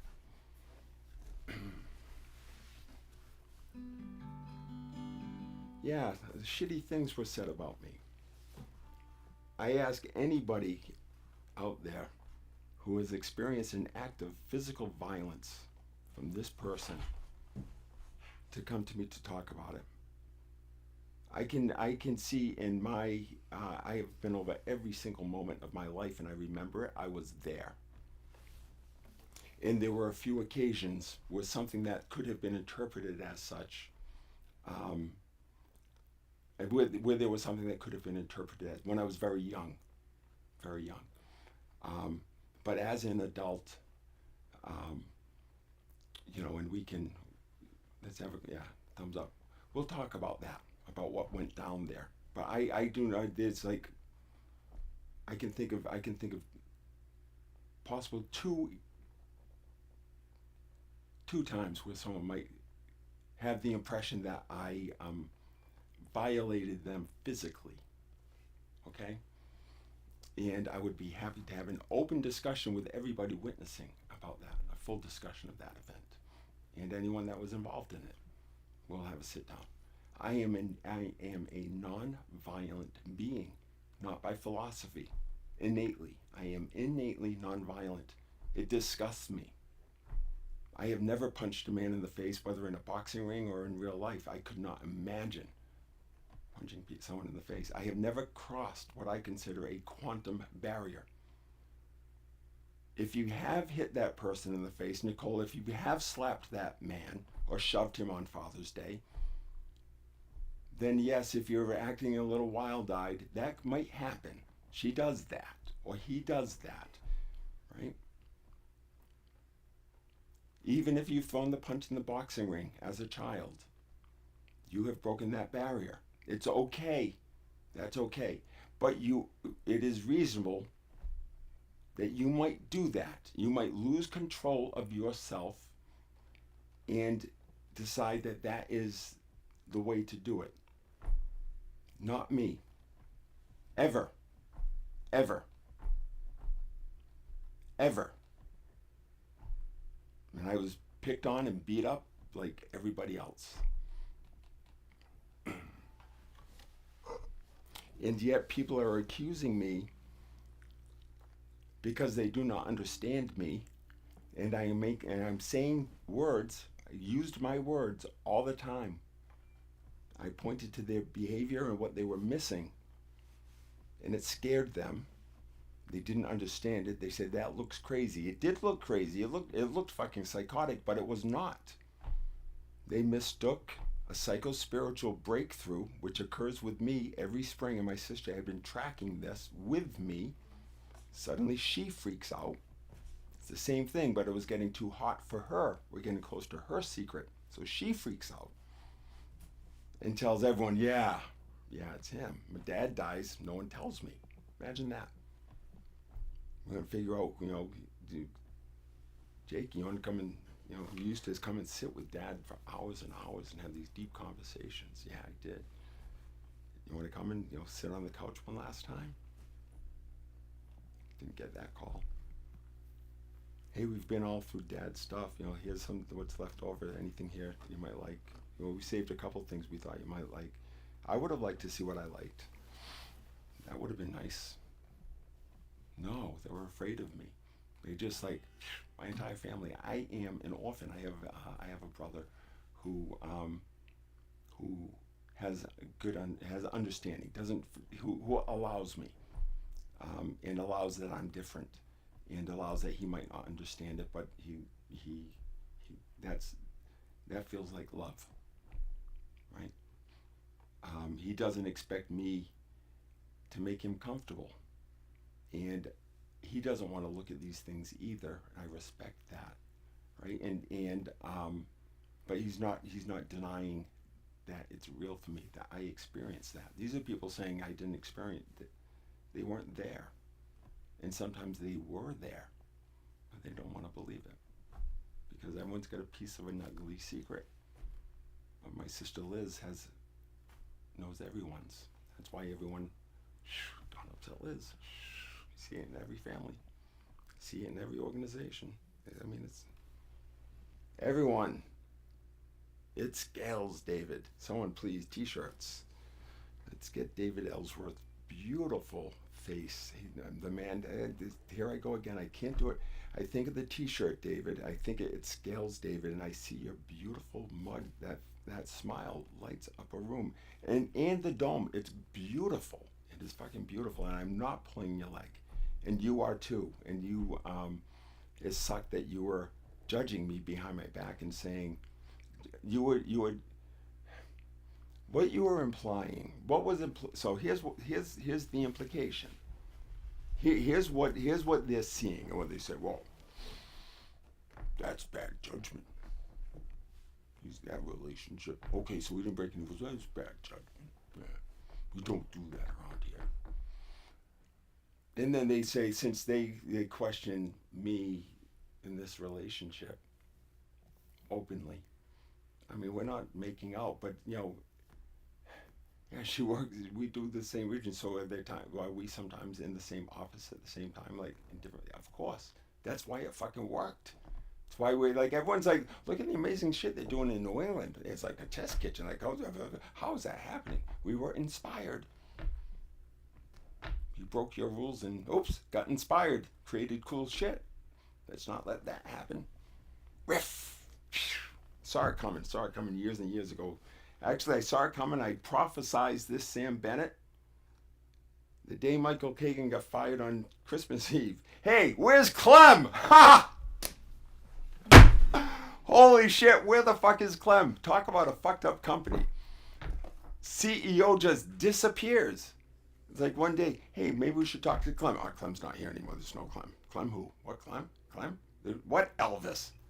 Elvis, Clem. I got the Elvis pinball machine. Oh man, I spent some good time with Clem when we were out at Laguna Beach. Andrew, remember when we got fucking totally rolled on the jet ski up on the beach when we were supposed to be like no closer than like 2 miles and we're like 100 yards offshore, like ripping the curl on these jet skis. Craig was there. We had a blast. Those sales meetings were a hoot. Oh my God. Spearmint and Rhino. Woo-wee!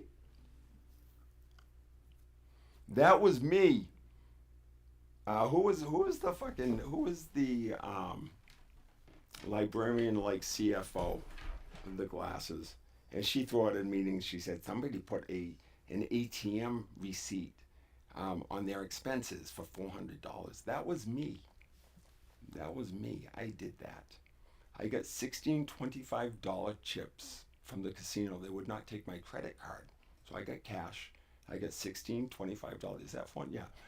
And we had fun in our meetings and we were doing things. Here's a $25 chip. Yeah. Gabrielle. So should I not get too expensive? What do you want me to give you for a receipt? Was that inappropriate? Fuck you, cunt. Jesus. How dare you?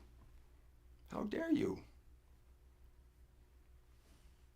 You guys make it so hard. You like set these prophecies and say, go chase it. And then like you just say, but you know, you put all these rules like, no, but you got all this and you don't fucking even play by them. It's ridiculous. It's ridiculous. I wonder, sheesh. So folks, this is how it works. This is how Jake sees it. And this is how Jake experienced it. Just Jake. The artist formerly known as John Bennett, the man you never knew. I'll be right back, folks. I'll be right back. Brief message from our sponsor. Zippo. Oh man, I think Jake, you're gonna have some meatloaf tonight. What do you think, Frank? Meatloaf? What is this? Could do it. Said simple ideas, open face sandwich. Meatloaf sketty. Meatloaf with tots. Oh, tater tots. This is hilarious. They hospitalized me because they thought I needed special care. And you know, I'm at home and like I'm caring. It was an intense time, but I was caring for myself just fine. Thank you. I was making myself tasty and delicious, like a tasty and delicious bed of millet with some sauteed kale and a couple of poached eggs for my breakfast. And they brought me somewhere to take care of me. And for fucking 3 days, I sat in an emergency room, freezing my ass off because you couldn't wear anything under those Johnnies. In a basement, no light, no and they're feeding me fucking tater tots. Anyway, I don't think we'll do the tater tots, Frank. But this is gonna be easy. We're just gonna microwave this. So I thought maybe we'd have to stick this in the oven now, but we'll do that later. All right, that's cool. What do we need here? Jakey needs a couple of snacks. I know. Oh, we're gonna go to the medicine. We're going to the medicine cabinet. Crazy ass. I was accused of doing. This was written in a police report by my accuser, my intimate partner, who she claimed I'd been stalking her even as she had taken me for vacations at like right then. Anyway, that I used quote unquote huge amounts of drugs. They called it drugs. I've never used anything but plants and natural substances, and I was accused of that. I don't even use medication, but everything is medicine. What I'm saying, I do prescriptions. Jake doesn't do the ibuprofen. Don't do any of that shit, but I certainly do some. Oh, here we go. Hostess cupcakes. Yes, sirree. You know, you do not need to take LSD, ayahuasca, all that shit. Those aren't the only substances that will allow you to shift your state of consciousness. Because different substances do things in your body in ways that are very similar to the same patterns. And you can leverage that because, David, it scales. Jakey's back. Man, oh man. Yeah, it's a wide-ranging story. Oh, I need a drink. I need a drink.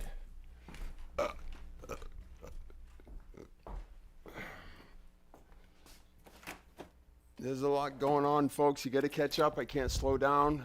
We laid down hundreds and hundreds of hours of material in the QuadCast. What is a QuadCast? We're talking multi-spatial media.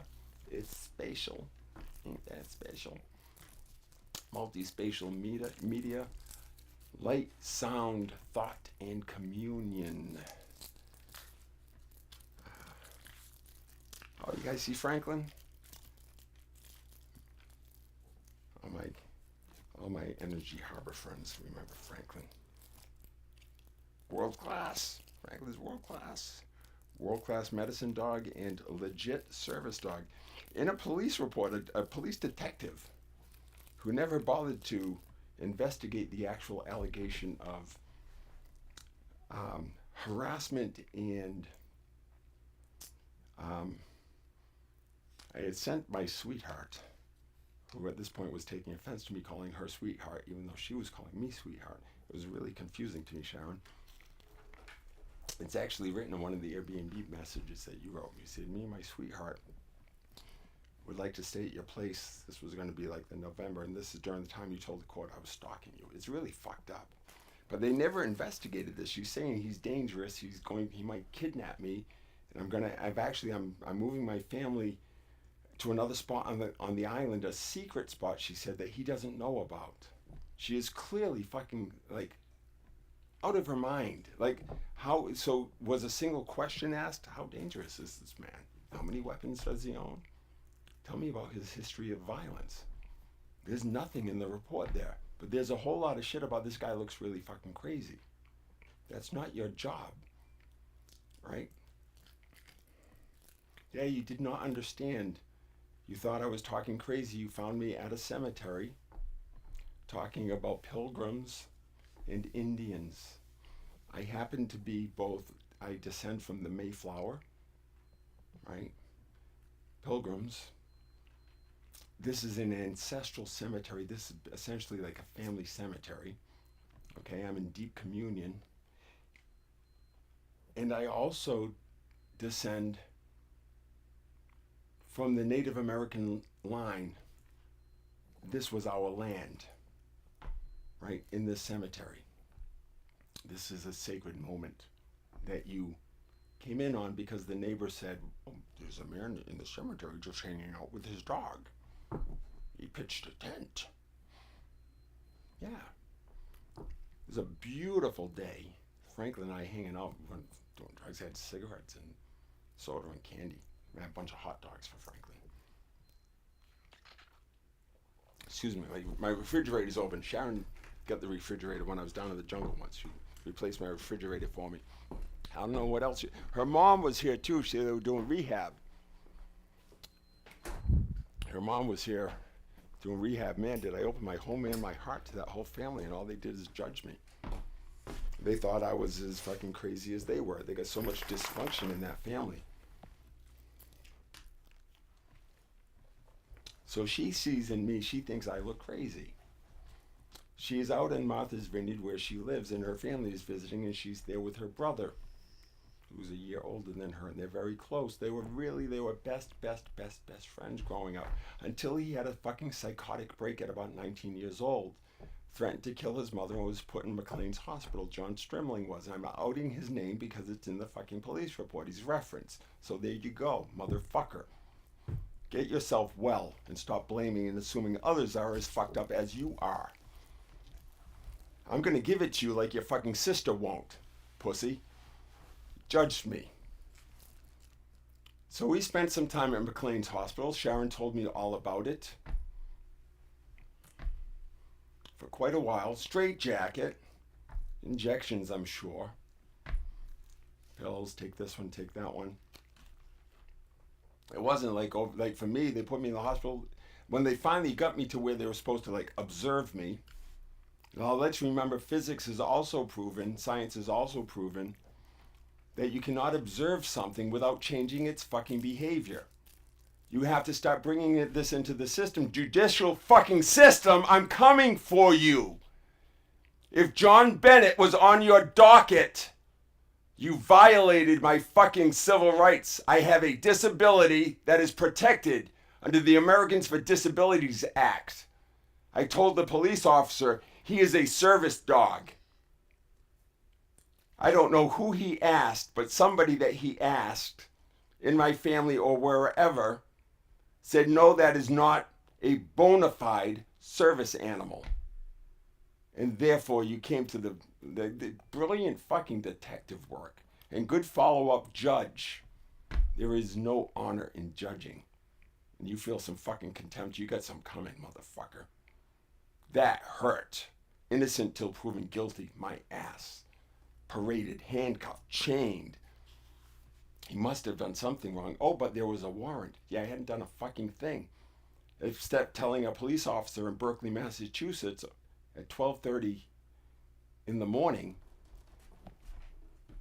I'm out for a ride with my dog because I need to get some air, and he's losing his mind in the house. I used to do this with my children. The Swedish method, driving in the Volvo. We're out cruising these beautiful country roads, and right across the street is my deceased godmother's house. And I'm stopped at a gas station out in the open, right? Of all the places that it could have stopped at the bank, could have stopped in the schoolyard.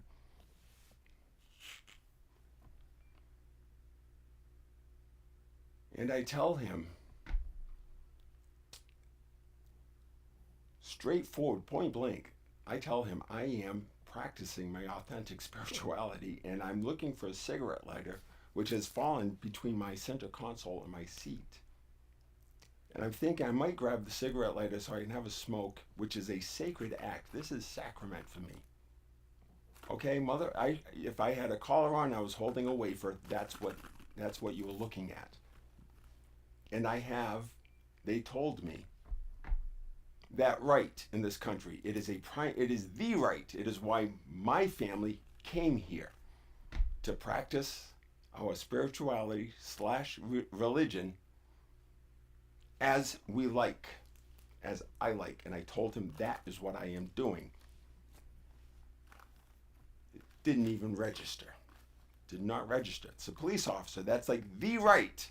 Did not register. But they know the fucking leash law. African American man, fully armed, We've just come off of Memorial Day, where we celebrated those who gave their lives to protect our freedom. I am doing nothing illegal. I'm telling him I may go pray in the cemetery. My godmother used to live across the street. She is the godmother of all godmothers, Patricia Combs, and owned and operated the Berkley General Store for a generation, and I think her father did before that. The gas station, we used to fucking rile up the dog that guarded in there all the time. It was a service station when we were kids. The cemetery used to run around in and drive my aunt and uncle crazy.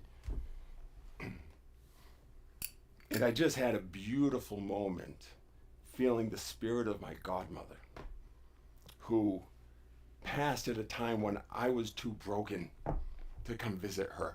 It had broke my fucking heart. And I was filled with her forgiveness in that moment.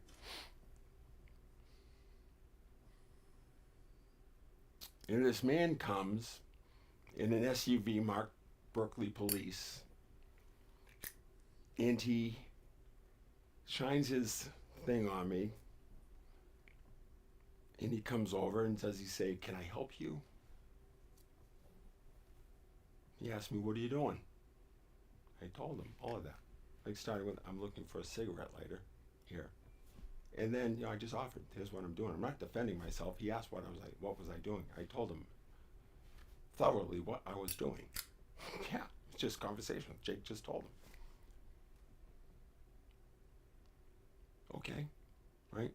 Did he say, "Well, technically, since the gas station is closed, a perfectly reasonable place to pull over. Where would you advise a motorist to pull over for such a thing? I need to find a cigarette lighter." Seems a gas station, even though it is closed because it's 12:30 in the morning, is Berkley, Massachusetts. That's a reasonable place to stop. He might have told me, as I understand from my lawyer after the fact, that technically speaking, that is trespassing. I think kind of like a public trust thing, like if you need a license to run that business and it's a gas station, I don't believe the owner would have thought I was overstepping my bounds there in that moment. But the police officer could have said, technically, so why don't you just pull into the cemetery? You actually drove right past the entrance. I asked one of the cops after they were done booking me for resisting an arrest. They never tried to arrest me. They just claimed I resisted something and then said it was assault and battery against a police officer. Yeah, nearly 60-year-old Jake is going to pick that time to break the quantum violence barrier with two heavily armed men. Cosplay, right? Kevlar vest, you name it. That's the time I'm going to do it, right? Yeah. You should have seen them. Their creative writing for the 3 hours while I'm fucking handcuffed to a bench, denied my service animal. Well, they did bring him in, and the influx of energy was so severe for both of us, I lost consciousness. Yeah, down on the ground. Told him I just lost consciousness. "No, you didn't. Can you help me up?" No, they just let me lay there. I had to get myself up.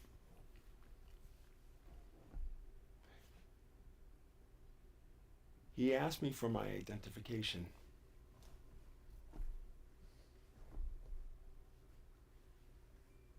George Floyd, right?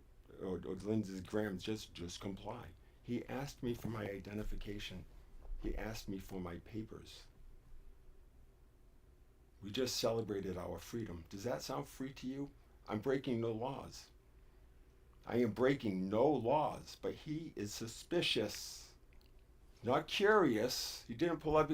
When I see a motorist pulled over there, like if I drove by, some part of me would take note of that and get curious. I would not for an instant think, that guy's breaking into that thing. No, and in some part of me, I guarantee would say, does he need us? I mean, like if there's something going on, I would even come around, can I help? Right? That's the serve part, protect and serve. I know it's just a motto, but it sounds like, that sounds pretty good to me as a citizen. That's what I would like you all to be doing. Not checking my fucking papers. I simply said no. No. I mean, that was it. What happens if I say yes then? A man with a badge can, whenever he wants, whatever I'm doing, if he thinks that if he's suspicious because he is afraid, he can't simply, I don't understand what that is, therefore I am suspicious. You've told me a perfectly valid reason, but for some reason I remain suspicious. Well, I know what was behind it because the other guy was stupid enough. When I said, well, why were you, this is after finally, like, I am not going to say no. I'm not going to show it to him. It's in my car. I'm not going to go grab it and show it to him. I am videotaping much of this. It's 5 minutes of video I can't even fucking watch. But we'll post it. Where is that interaction going to go? I am not going to show him my identification. And I am not going to initiate a physical confrontation. But I am not going to back down. And I'm not going to be able to keep my shit together. So this is going to get loud. I am fucking frightened. Look at the fucking weaponry. One of them had an assault rifle clip in Berkley, motherfucking Massachusetts.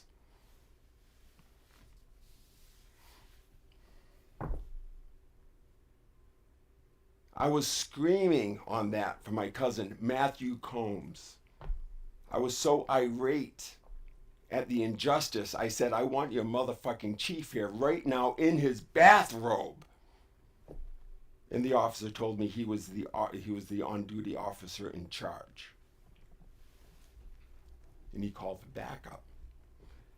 In his police report, he described me as skinny. 6'3", about 160 pounds maybe at the time. I weigh probably 150 now, maybe less.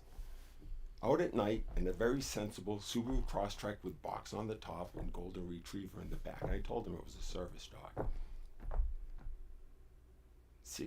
Nearly 60-year-old former business executive, having left a 35-year career, very successful 5 years ago, trying to fucking just trying to fucking get by in this world. And he has found something that matters to him, and it's deeply spiritual. You call it religious. I don't like religion with all the fucking dogma attached, but I'll take spiritual. It's the same fucking thing. This is my religion. And my family and I have been through a lot to have gotten this right. And it is the first fucking right, and that's the first part of your job, Officer motherfucking Amaral. Or was it Gaspar? It was one of the fucking linguices. There, I said it. So now I'm the target. Okay? No, they slammed me to the ground, handcuffed me. Eventually, at some point, they're going to decide, well, that's enough. Now I can, the quantum trigger. Fortunately, I was neither shot nor tased. It is a slew of abrasions. The next day I could not straighten my leg, my right leg. And it just fucking got worse from there, right? They released me, no wallet, no car. Fortunately, I have my dog 30 minutes from home at 4 in the morning. And I'm supposed to be back in Taunton Municipal Court at 9 a.m. for a fucking summons to fucking deal with this bullshit. I had just been fucking assaulted by 2 armed men and held against my will. I did nothing wrong. When I asked the guy, why did you want to look at my ID anyway? Oh, to run warrants and stuff like that. Yeah, they have no fucking idea. Everyone's being profiled. Everyone is being profiled because they're suspicious, and suspicious arises from fear. I never did anything wrong, and I posed no threat to anybody. I am not sending a message to Sharon Strimling because there is a restraining order against me that does not expire until a week from now. This is not a message to her. I need to get some shit off my fucking chest, and people need to know what's been happening to me.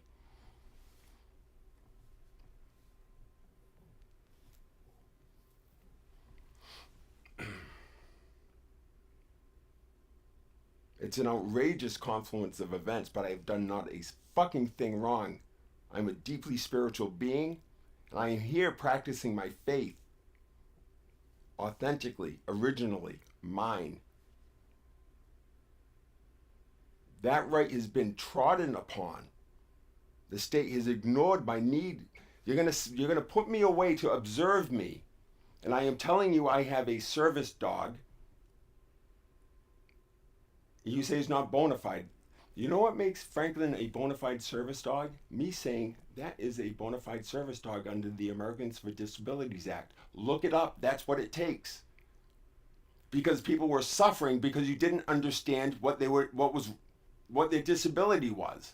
And yes, the iguana helped that woman. Fuck, mine isn't an iguana. I have man's best friend and like the family dog.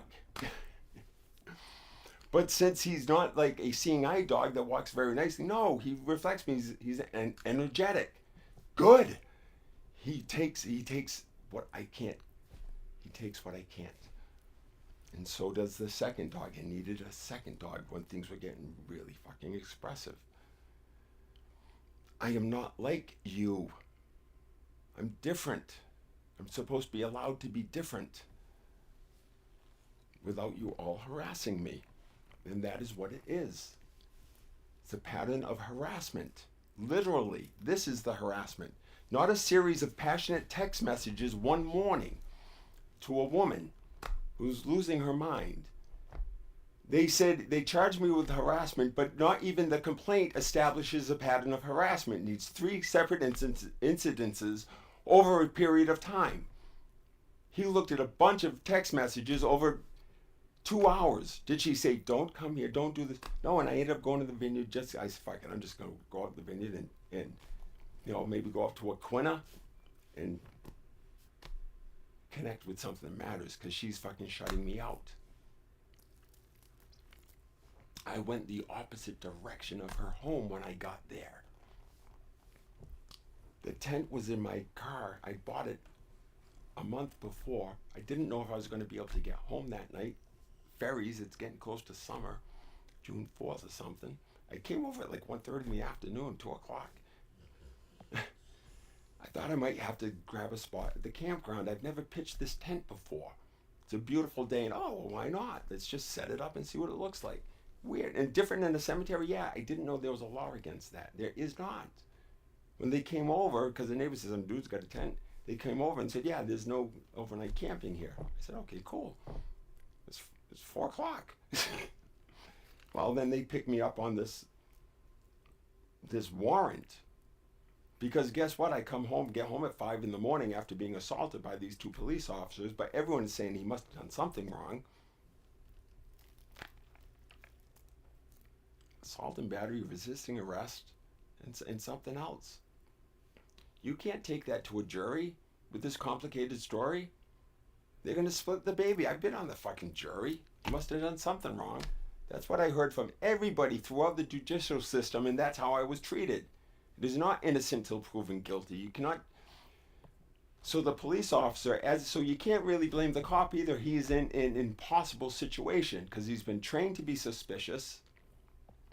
And the law says that if he has reasonable suspicion that you're committing an illegal act, reasonable suspicion that you are committing an illegal act, he can ask to see your papers. Papers!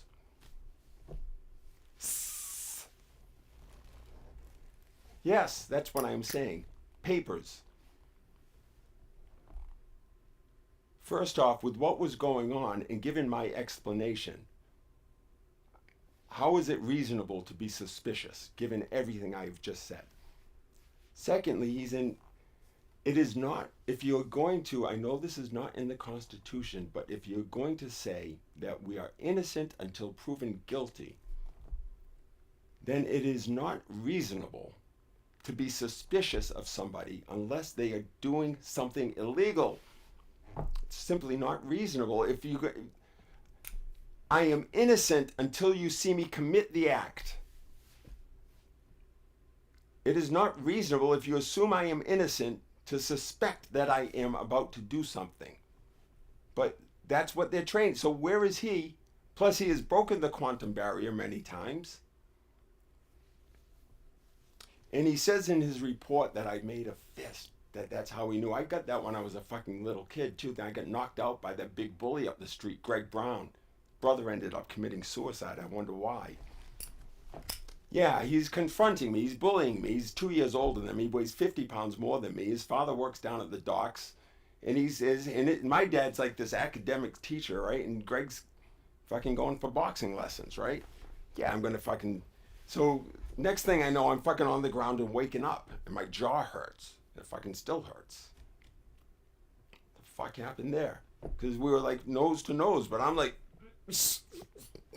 God, make this go away. Knocked me out. Said, you made a fist. So you made a fist. That's what the cop said, made a fist. Check it out, folks. Look it up, the Adi Mudra. It's what a baby does in utero. It's the way you hold your hand. Energetically, and I am fucking telling you, it's incredibly soothing. It connects points, it's incredibly soothing, and it happens naturally. If you look at my baby picture that I've got on the wall, just born, if you look at the poster, my father took this really cool picture of me playing football. I think it was sophomore, junior year. It's a JV game, New Bedford High School, playing quarterback. And I'm running the football, and I've got the ball, I'm cradled, and there's these big guys, and they're about to hit me, and I see my left hand is out there. There it is, right? I am in a stressful situation. It just happens. Ask my second wife. She once ridiculed me, said I looked like a baby, because she was busting my balls for yet another thing that was not my fucking fault, Nicole. Your history is not my fault. The fact that you got a bad haircut is not my fucking fault. For fuck's sake. The fact that you put your beautiful blazer that's supposed to go to the dry cleaner into the laundry basket with the underwear and I put it in the wash is not my fucking fault. I paid for it anyway. She said, oh, well, you're going to have to pay for it. I pay for fucking everything. What are you talking about? Jesus. I was like, just get another one. I'm sorry, but no, got to fucking ride you all fucking night long. Well, how come you don't ever touch me? Jesus. No, not that way. Don't do this. What's wrong with you? Fucking A. No, thank you. I went from the pot to the fire. You kept telling me you're not Carrie. I'm not Carrie. I'm not Carrie. Yes. See right through you, babe.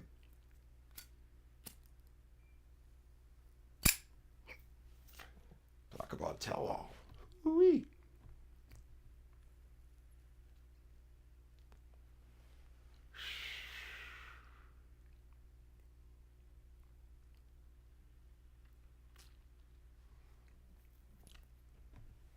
Yep, everybody in my family bought the fucking creative writing that police officer, the general, the gist of that. I must have done something wrong.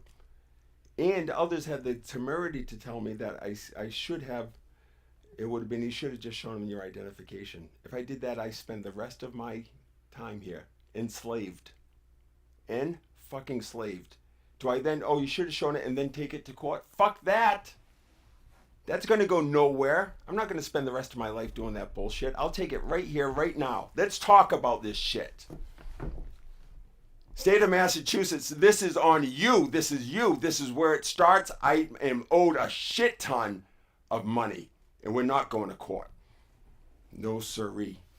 Court of public motherfucking opinion. I don't care what you do with the system. You gotta fix this shit right here. I am not doing all the work. Look in the records. You've got my address. How many cops have been sent to my house? Because my dogs are barking to say there's dissonance. The wolves are howling. My dogs bark. I live right on the fucking water. I have one neighbor who's either an elected or appointed official. His name is Rui.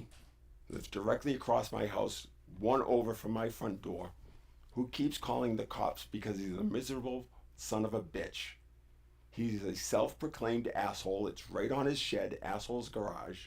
And he's the worst form of bully. Because he's stupid as a fucking stump. He thinks that calling the police over and over and over and having them come to my house, and they knock on my fucking door at 10:30 at night. That has already been before the Supreme Court. A dog's barking. Go investigate what he's barking at. Maybe someone's breaking into my house. If you want to ask, they show up, there's no dog barking. And they knock on my door, waking me from a sound sleep, interrupting me from prayer. No one else is complaining about a barking dog, Rui. Fairhaven police. My neighbors have no issues that my dog, while she's being trained, she has to be off leash for her to do what she does. She needs to be able to learn to respect the boundaries naturally. And to do that, I can't keep her chained, so I need some consideration. I've been begging you all to give me just a little bit of consideration. But they're fearful that my dog is going to get hurt, that they might run her over. Yeah, the police once there acknowledged, a young police officer was here. They're saying, well, there's assholes that drive fast down the street. I'm saying, well, the police officer says, yeah, I know, I'm familiar with these assholes drive fast down the street.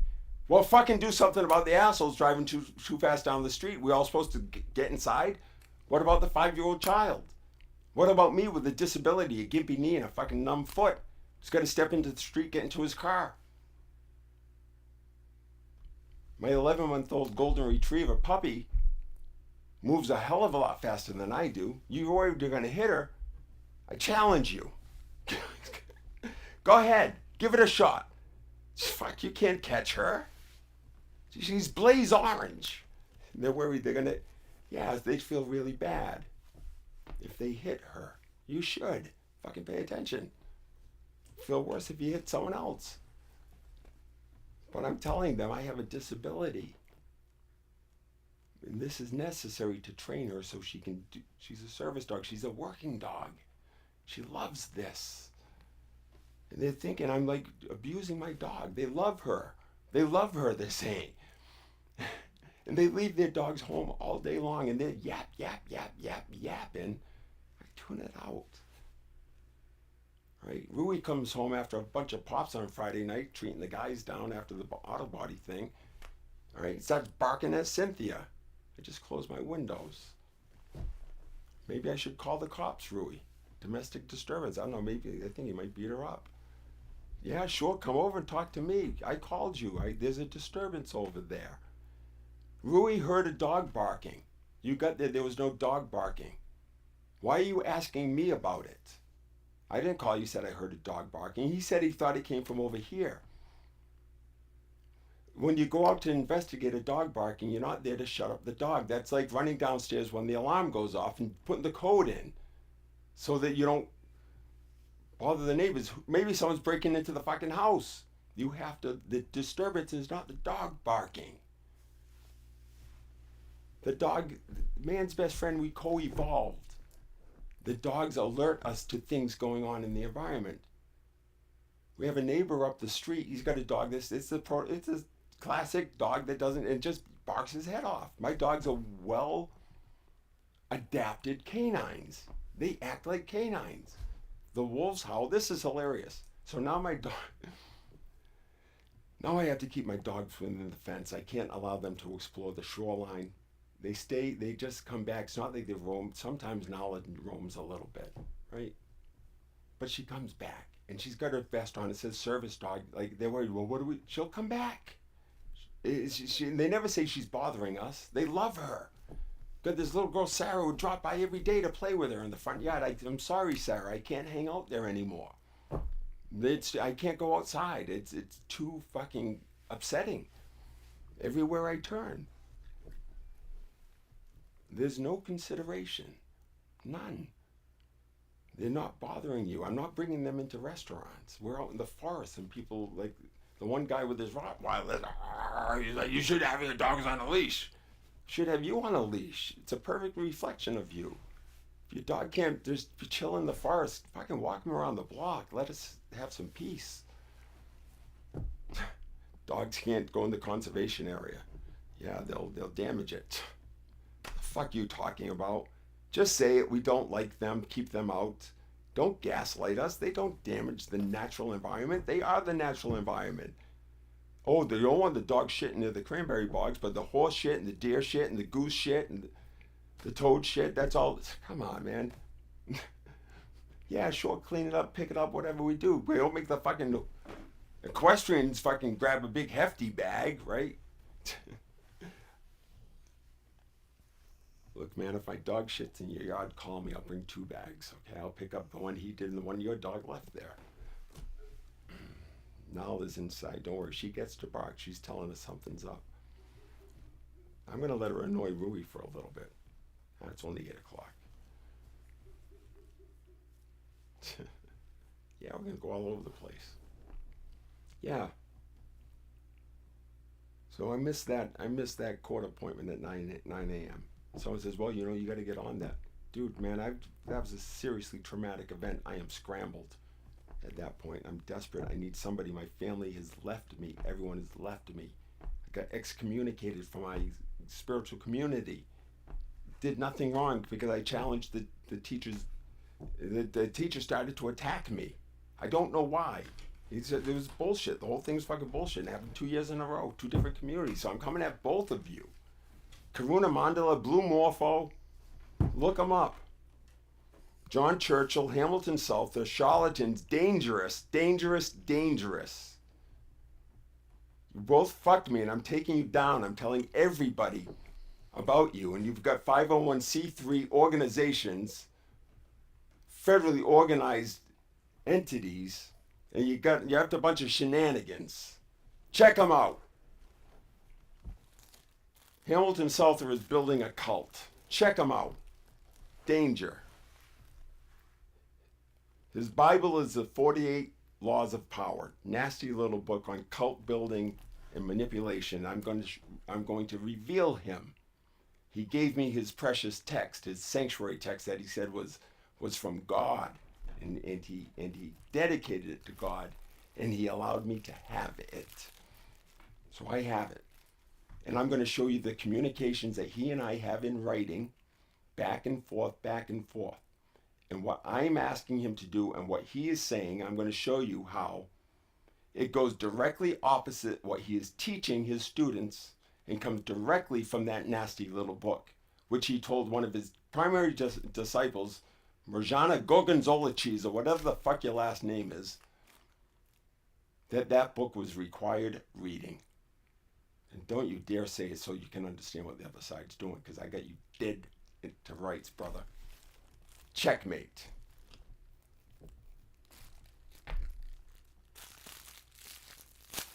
Time for a cupcake.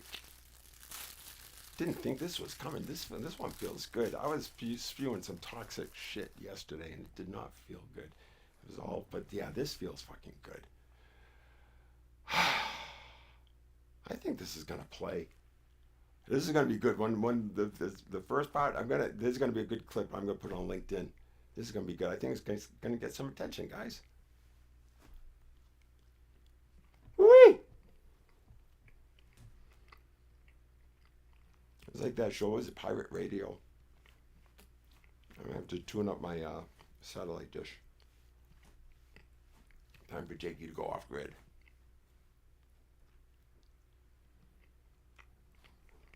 I'm gonna check to see what my Dollar Mercy's doing. Seriously, once you're done being pissed at me, check out Mercy 123. It will be the best. That's my gift to you. That's one of many I have coming. Like, I got some legitimate gifts to offer for free. I can't charge for it. God said no. Give it all away. All he told me, that deal when I just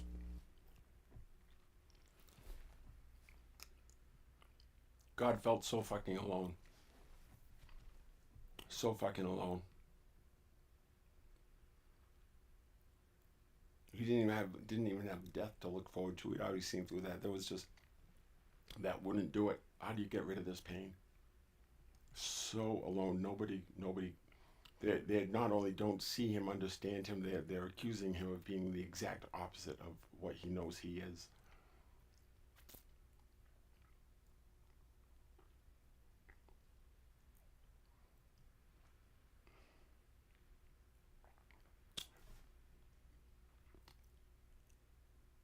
And suddenly he felt something. He didn't know what it was, but it was undeniable. There was something there. It was a presence. It was like it was him,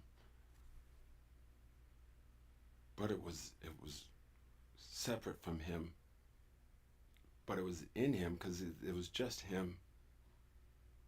But no, there was him and there was something else. Yeah, it was just fucking undeniable. It's just like it suddenly was like ooh, wait,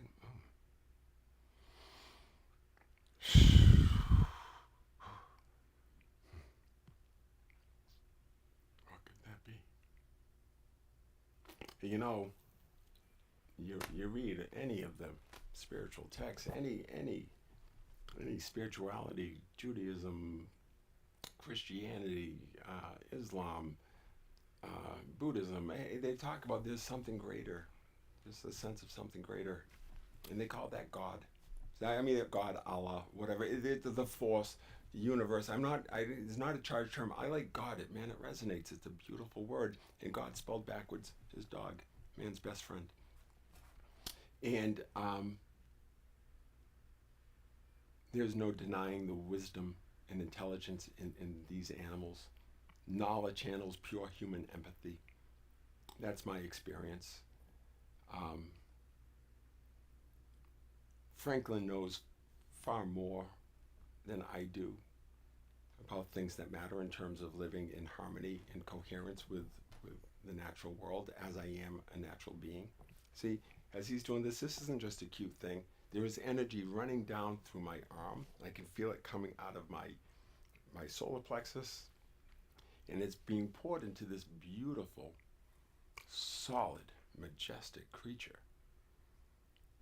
And he's doing this for me, and he's been doing it the entire time he's been here, since I've had him. He just turned 7 years old. Yeah, he's a medicine dog through and through, right? And there's certain things Franklin does that Nala doesn't do. It's a team, and we operate as a pack. We share a single energetic field.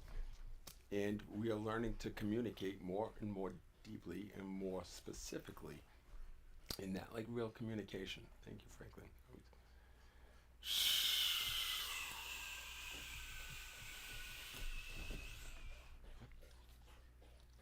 Yeah. Andy wants the cupcake. So here's the deal. Yes, say no, he's just begging for the cupcake. He does want the cupcake. We need the cupcake. This feeds this. This is like high sugar, right? Brain loves this shit. I eat what my body asks for, and I do not question it. When it asks for it, whatever it asks for, it's the intelligence of the body. That dumbass dietitian at Johns Hopkins, who as I sat before her, 6'3" and 188 pounds, looking at her chart, said that I was bordering upon obesity. And I had everyone back in the office telling me, you look sick. You're so thin. You don't know shit about what an individual needs. Everyone needs what their body is craving. But you're twisted up in your mind with your compulsions because you won't look at yourself. That's how it works. We all get the energetic benefit of the cupcake. Nala too. She didn't even get a bite of it. One or sometimes two or three of us get to have the experience of and they get to experience that too. You can see, but it's that version. It's a different dimensional version of that. But it's real. But it's different, and it's not this. And so he's like the rapper. It's part of his game. So yeah, I mean that's how I relate to my dogs. Look, you took everything else away. I live alone. It's just this, and I have a dear friend across the street, Daryl. She's my sitcom neighbor. She can just walk through the door. The rest of you make an appointment, including the police. Do not come knocking on my fucking door unless you have that paper. Twice, 2 or 3 times, it's all in your records. Don't make me go, I'll grab the details. 4 times in the past year. One of their police officers admitted that since he couldn't, Franklin was laying in the street behind my car, just chilling out in the shade. I don't know, sometimes he just does that. I talk more about it somewhere else. And he said, I went by your house, the dog was out there. What am I supposed to do? Just fucking put him in the yard if it's bothering you. He's fine. It's not bothering anyone. He said, well, I walked around back. I said, okay, we can put him in the back. Well, I walked in going through the gate, the pool fence. I was like, oh, well, you could just put him behind the pool fence, close the thing. Or you could have just come in through the gate in the front of the house. Just put him behind there. No, he comes onto my fucking deck and admits he opened my slider to see where I was. You can't fucking do that, Frank. You cannot do that. And you don't need 3 of you police officers there to respond when I'm sitting calmly at the animal control officer's place in her hallway, sitting there, having waited for her to get off her phone call, because she impounded my dog the night before, and no one at town hall would do a fucking thing. And she would not answer my phone call, so now after having had a sleepless night and my dog is in distress, I've got to go down there and talk and ask her, do you understand? And she's, yes. I'm very calm. I wasn't fighting with you. But you keep telling me I have to work with you. I'm not supposed to have to disclose my personal information and my struggle to you.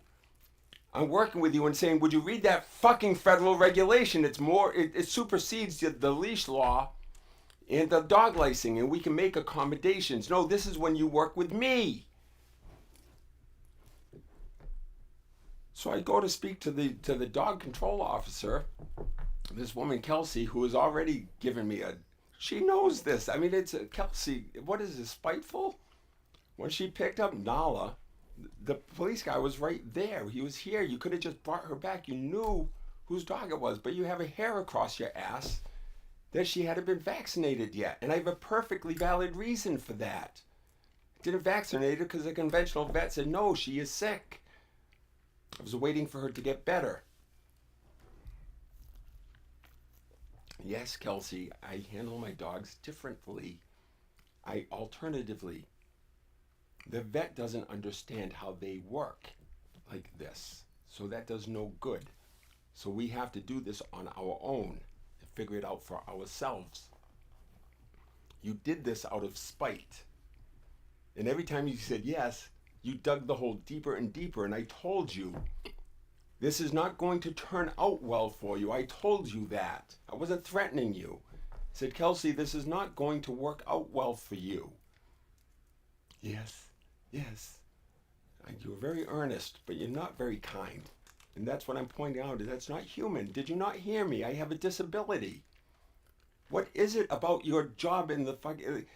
Like, if you want to control some animals, would you control the fucking rabbits that are everywhere? And my dogs are running out of the yard trying to chase them. Like, you guys can't have it every way. When my dogs are out of the yard, the wolves stay away. The coyotes stay away. They do. I can hear them going crazy. My dog's behind the fence barking. Because there they are, right? That's what they're barking at, Rui. They're barking at the fucking coyotes. When I put my dog in the fence, the coyotes start coming closer. People start seeing them more. And what do they say? Well, watch out for your dogs, there's coyotes. The coyote's about 45 pounds. Nala's bigger. Franklin is 80-something pounds, and man, when he's ready to go, he's a 150-pound wolf. I'm telling you, give him a shot.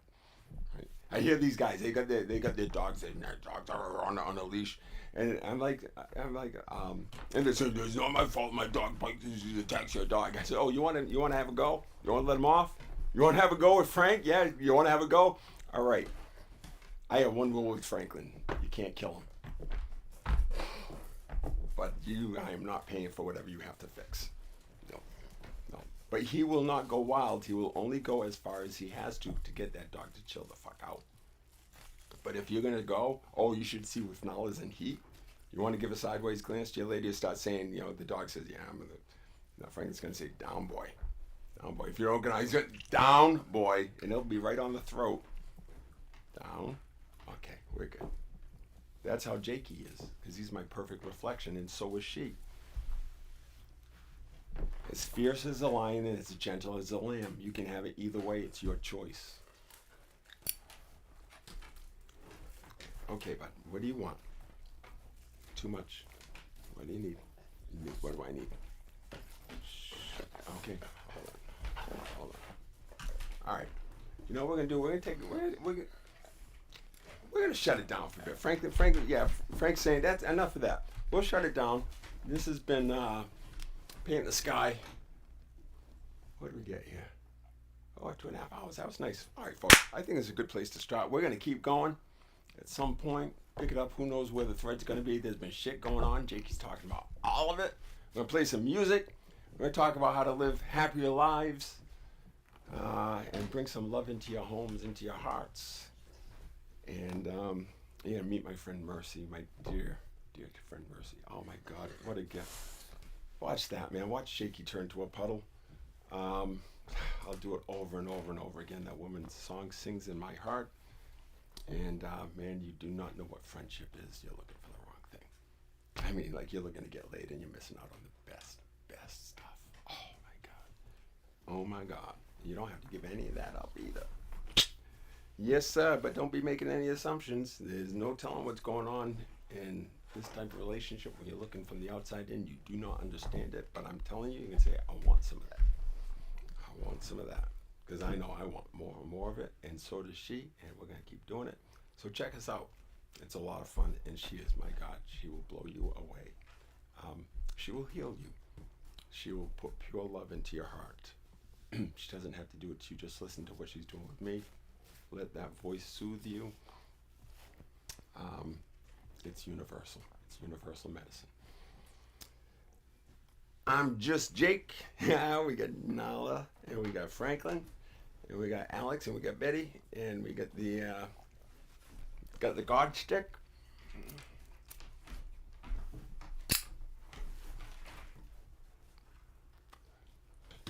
Nala's coming out to take Franklin out. Now they'll do this. So see, they're collecting all this, and they build it up, and then they go outside and they'll play and they'll take it outside. That's one of the things they do. And you know, when I'm active, they are active, and I don't decide to go on at night or late at night or anything. I just flow through life there. I have no choice. You see, when I had that moment there when I was so desperately isolated and death could not help me, and I felt this presence inside of me, and I knew what it was and what that meant to me, and I don't know how, but I knew what I was supposed to do in that moment. That was the moment they talk about. I thought I had done it over and over and over and over. And I surrender, just fucking take it, fucking surrender.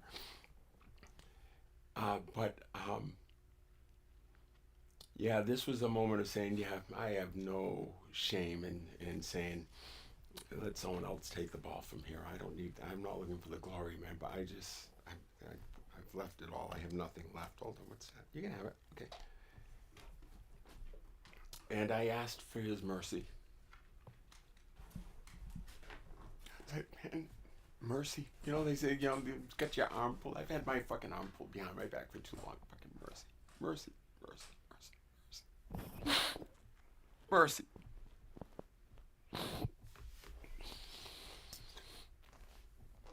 And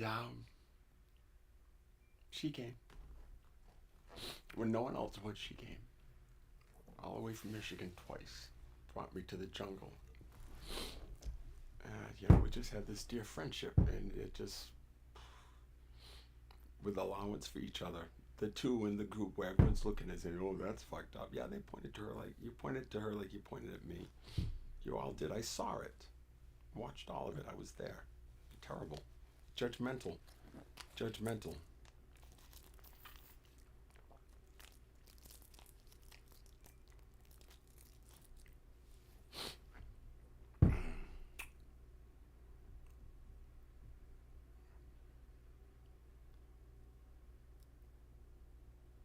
When you chase what you think you want, you miss out. You get second best.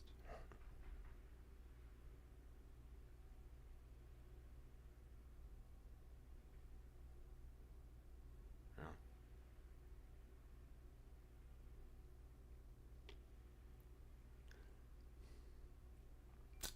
full allowance for each other exactly as we are, and you'll witness how we can float together and how we can be there for each other. And the magic that without ever trying, all I do is be as much me as I can. You should listen to the conversations. We're talking all over each other. All the shit that I took shit for years from Sharon and everyone else, interrupting and this and that, Nicole, on and on. That's we don't speak, stop, speak, stop, speak, stop. No, it's a flow, and you're looking for pathways, and you're going. You trust each other. It's a dance, and it's energetic. Two entities and a field of vibration between them, of which they are. It's all one thing. Parts and parts and parts. It scales, David! This is that dissonance coming out. This is not from drinking or eating, or though that helps to trigger it, but this is not just coming from the belly, it's coming from the body. And it works its way into what's called the central channel.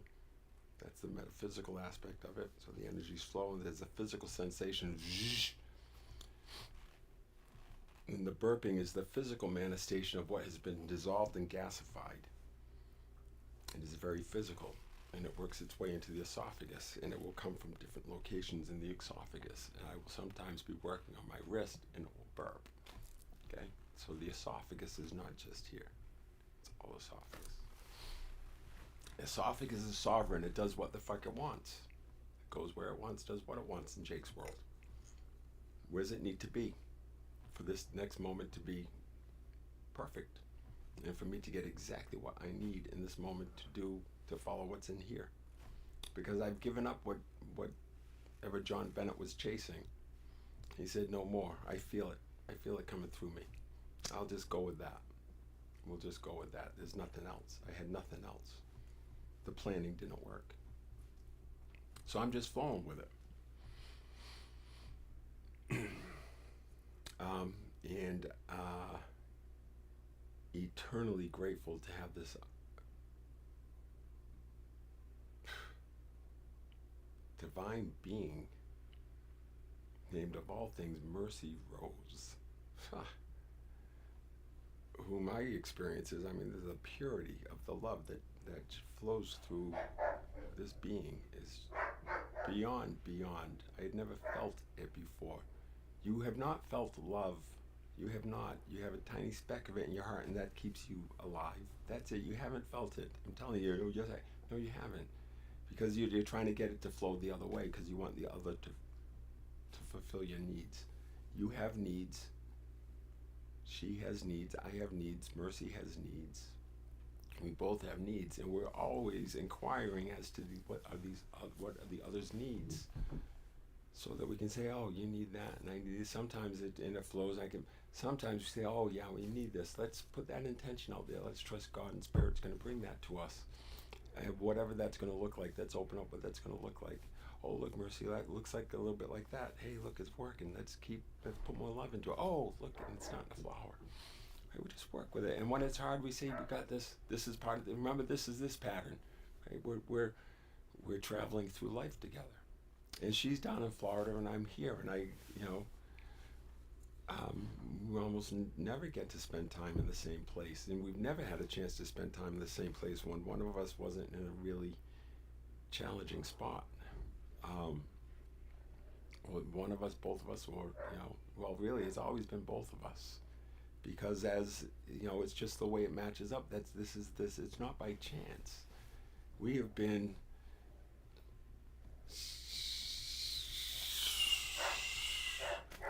she's been on this planet for 48 years or so. I've been here for 60. And there's just been this thing. And so what is that? I don't know what that is, but we just call it friendship. And I will tell you what, holding her hand as we rest is like the most intimate thing I've ever experienced. And I'll just say this, it hasn't, I don't dare go further than that. I could not handle, I would dissolve. This is like precious, precious stuff, and it's in her too, so it's like, wow, like you touch that, and it's like, and it's like, you're just like, God, it feels so good. Real love feels so good. And it's not limited. We can all just let it flow, but you can't be taking it. It doesn't flow this way. It flows this way, and then it comes back to you. And it flows from her into me, and it comes back to her. So it's one thing. You'll get yours, trust it. And you'll get more than you thought. Sharon, if you simply allowed me to be me, you would have gotten so much more than you thought you wanted. I did my best. And I hung in there.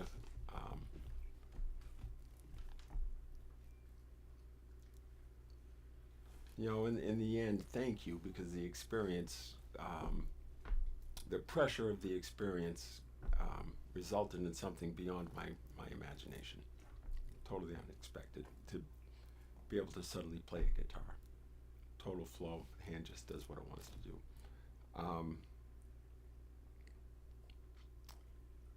So, and I know, thank you, that's what I wanted. I wanted, in this lifetime, the ultimate human experience, and man, that was the fucking ultimate.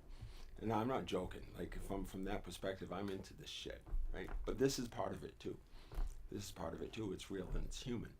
But from a higher order divine level, as my cosmology works, this was necessary, because I wanted to be this. What you see right here, yeah, this resonates with me. I have no regrets. No siree. No siree. I loved you like mad. I loved you madly. Absolutely. It'd be, that alone probably could have had me put away for a long, long time, loving you the way I did. Without expectation, and not even without expectation of anything in return. And by the end, I expected I would get nothing in return, nothing of substance that was real, other than you saying, I respect you, but you're arrogant and all these things you said about me. Yeah, that's judgment. I tried to tell you it's very clear, and you teach people that their experience comes from within them. And I was trying to tell you very clearly, this is not complicated, Sharon. I did not hurt you. I cannot do that within what Sid Banks says. That is the understanding of your 25 years. I cannot do that. Claire was right. She told you directly, no dear. No dear. There's no exceptions. And there aren't. I never once hurt you or anybody else. You did it to yourselves.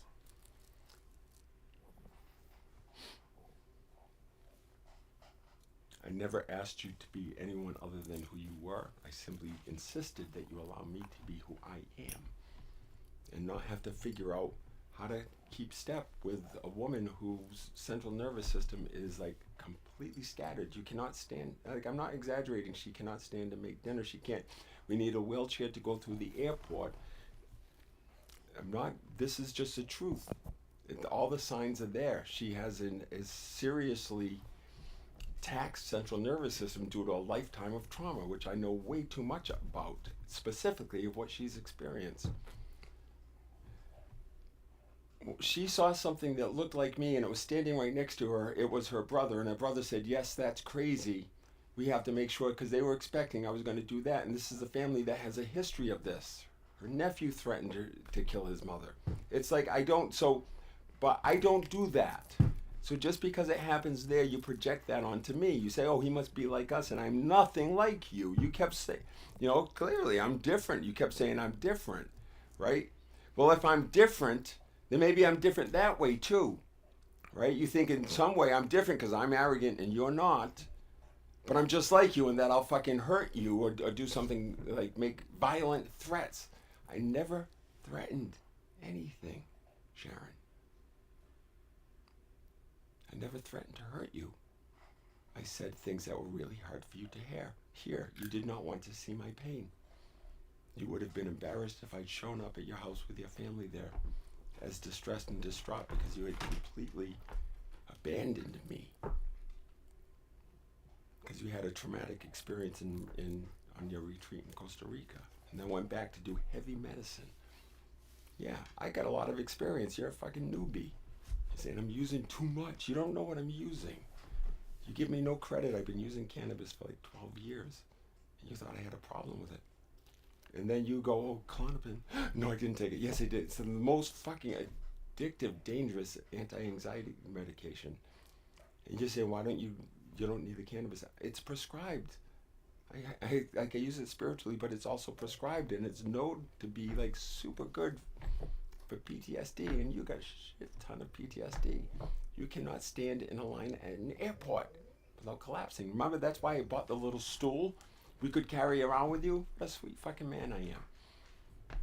And I bought extra ones so you could always have one in your car in case we find ourselves at a concert that's standing room only or something, right? I was the travel agent, called the town to fix shit. I was on, tried to fix it, spending hours on with a visa, with the bank, you get something with your credit card, but that's where you're transactional. You're transactional. You just one thing. You never do anything for me. You kidding me? I'm fucking painting your fence. I'm fixing your electrical problems. I'm fixing your reverse osmosis. For God's sakes.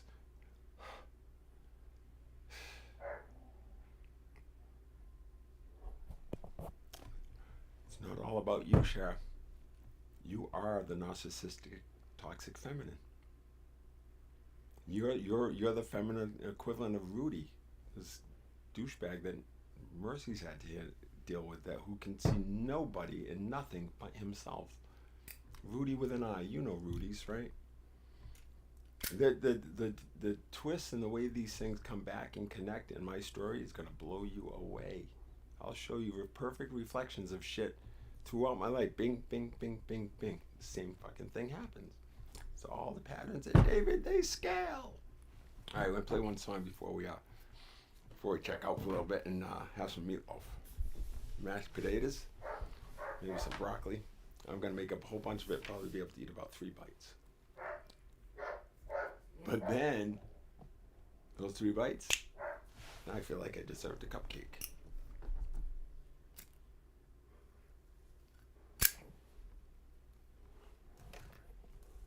Isn't that pretty? Isn't that a pretty candle? I'm not down with the Catholic Church. I took all the Catholic sacraments earnestly, and I hold that near and dear to me. But the institution of the Catholic Church, no. And I am not. Don't put me just in that Christ lineage Christianity, because I'm down with all of it. I can love all of it. And if you think I don't understand it, teach me.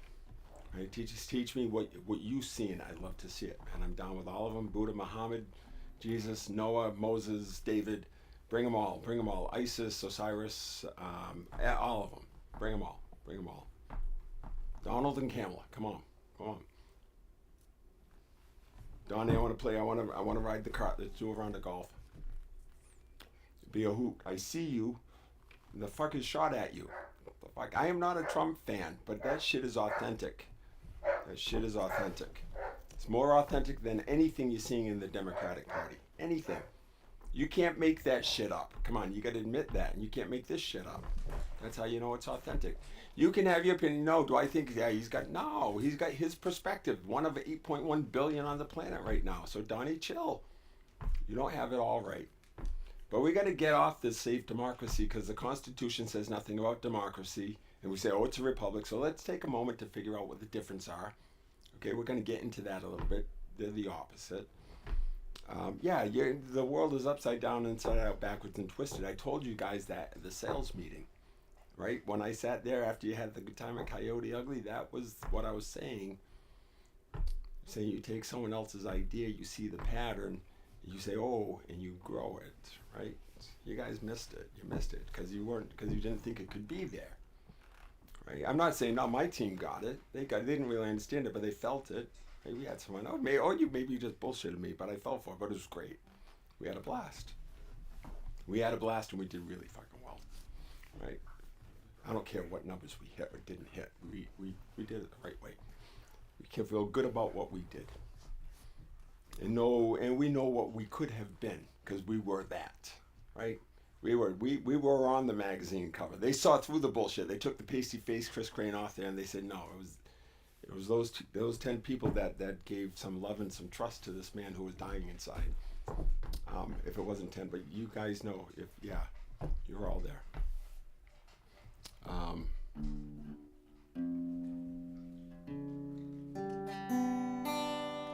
Booyah! What do we want to play now?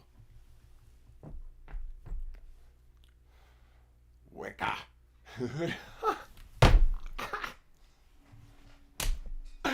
Down goes Wicca. The tin can. Oh my God, Eric Everton's tin can. What a fucking hoot that was. Remember the bash we had at my summer place, and we whipped Greg Ventura around on the tube. And oh shit, that was so bad. Such those, that kept that. It was that was enough. It was that some Patriots Super Bowl, some World Series. It was just enough. It was just enough to keep me going. I got really good at telling a more beautiful story, and that's what I'm going to do here. I learned how to make something beautiful out of a pile of shit. Get real good at that. You got to work with what those around you give you sometimes, but life always gives you enough. It's guaranteed.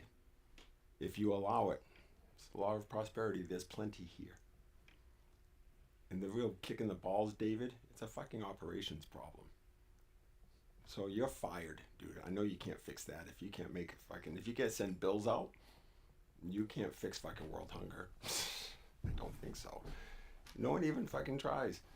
Sharon wrote in her Bumble profile that if you cared deeply about this planet, we'd get along right just fine. And then my spiritual emergence, it was like 2 years ago, maybe it was last year. I was like, shit, babe, I figured it all out. I know exactly where we're going. We're good, right? It was a classic. I'm sorry to say it. It's there's a Jewish joke in there somewhere about a Jewish American princess. Is that all you can do? I swear to God, it's hilarious. It's hilarious. That's exactly. Just ignore it. That's disappointing. I don't know where you all are setting your sights and what your BHAG is, your big, hairy, audacious goal. I was challenged to come up with something. Stephen Collitt challenged me to come up with something. He said, write down the 15 single biggest problems you see in the world today. And then I'll look at them and how are you going to fix it? And, what are you going to do? What do you think? I looked at it. Enlightenment. That'll do it.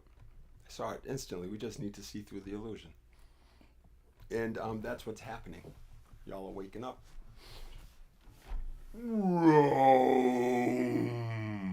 And it's about fucking time. All right. Frankie boy, I'm going to be right with you. I promise. I promise, boo. All right. When we started with harmony, let's look at this list.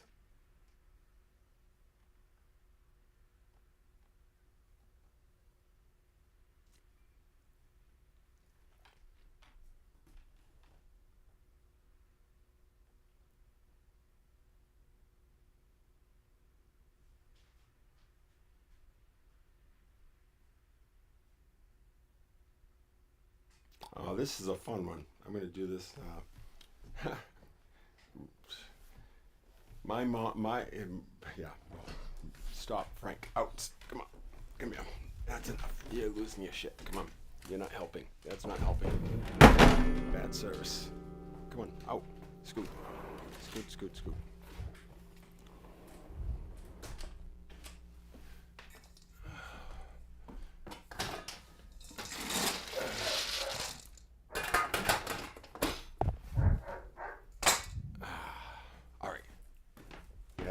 This one's for Mercy, wicked mom, Alice. All the young girls love Alice. Tender young Alice, they say. Oh no. I love Elton John.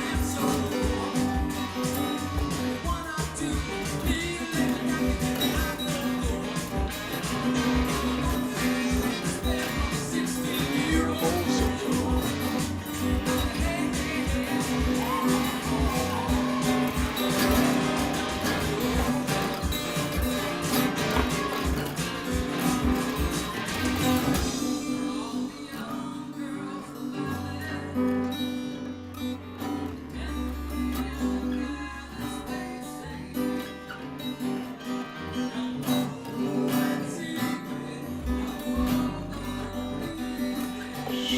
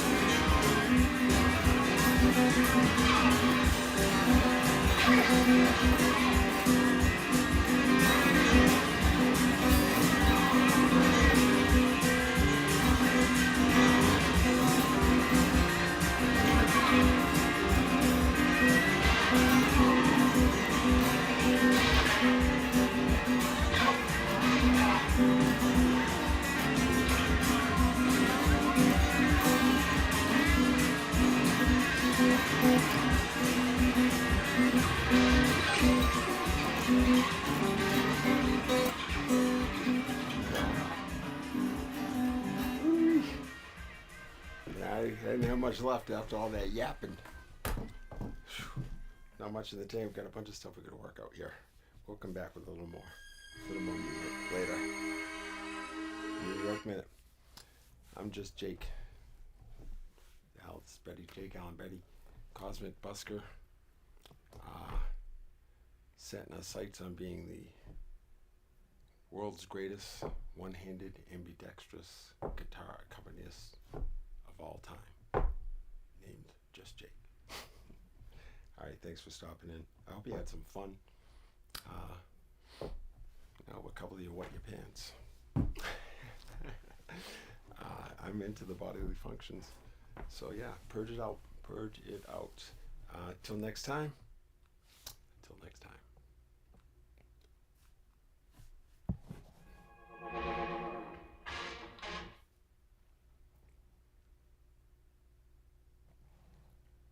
Oh boy. Oh, I think that might be a good entry point for my LinkedIn. That's some fire. That might get some fucking attention. That might get some interest. Peoples might be curious about this. Someone's gonna look at it and say, "Ooh, did you fucking see what he's saying?" Yeah, I think we're gonna give that one a review.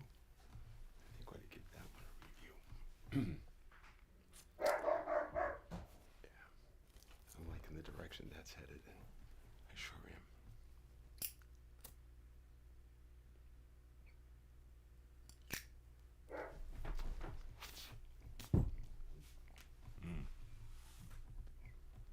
Yes, sir. Yes, sir. Mercy, how'd you like that? That felt better, dear. That felt better. I had to get that out. And I didn't feel like that was spilling on you. I like that tone. I like that tone. The toxicity is I think we vented that toxicity last night, and there's I'm liking the nice strong edge. Oh man, we put some big shit out there, didn't we? Yes, we did. Yes, we did. Oh, here's my pups. Yes, I'm sorry. I get a little I forget. I'm so sorry. I so often expect them to just be the dogs are coming in, like sucking from me. No, they're saying like, "Here, we got some love." Hi, sweet peas. Hi, honey. Oh, God, I cannot tell you. It's not like, oh, it feels good to hold a dog or being. No, I mean it's just like the way it soothes and you just know.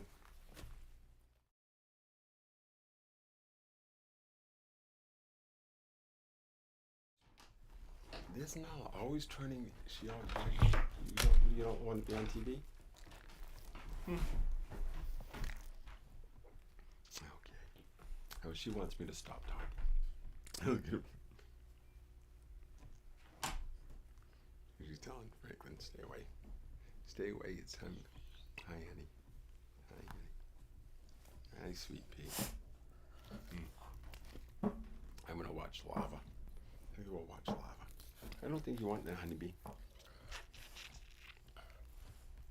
Oh, what a sweet dog. Oh my God. Both of you are wonderful dogs. Wonderful, wonderful dogs. My goodness. Look at Nala take care of him. It's so just so great to watch. Here, Pete. Let me take this off. She's trying to get you. She's giving me the business, Franklin. Nala wants to play. She's biting his arm. She's so funny. She just goes down for the legs. Oh, now he's showing her the big teeth. Come here. Uh-oh, now she's moving. Now she's mounting him. Oh. Okay, come on. All right. We gotta go. We'll see you later.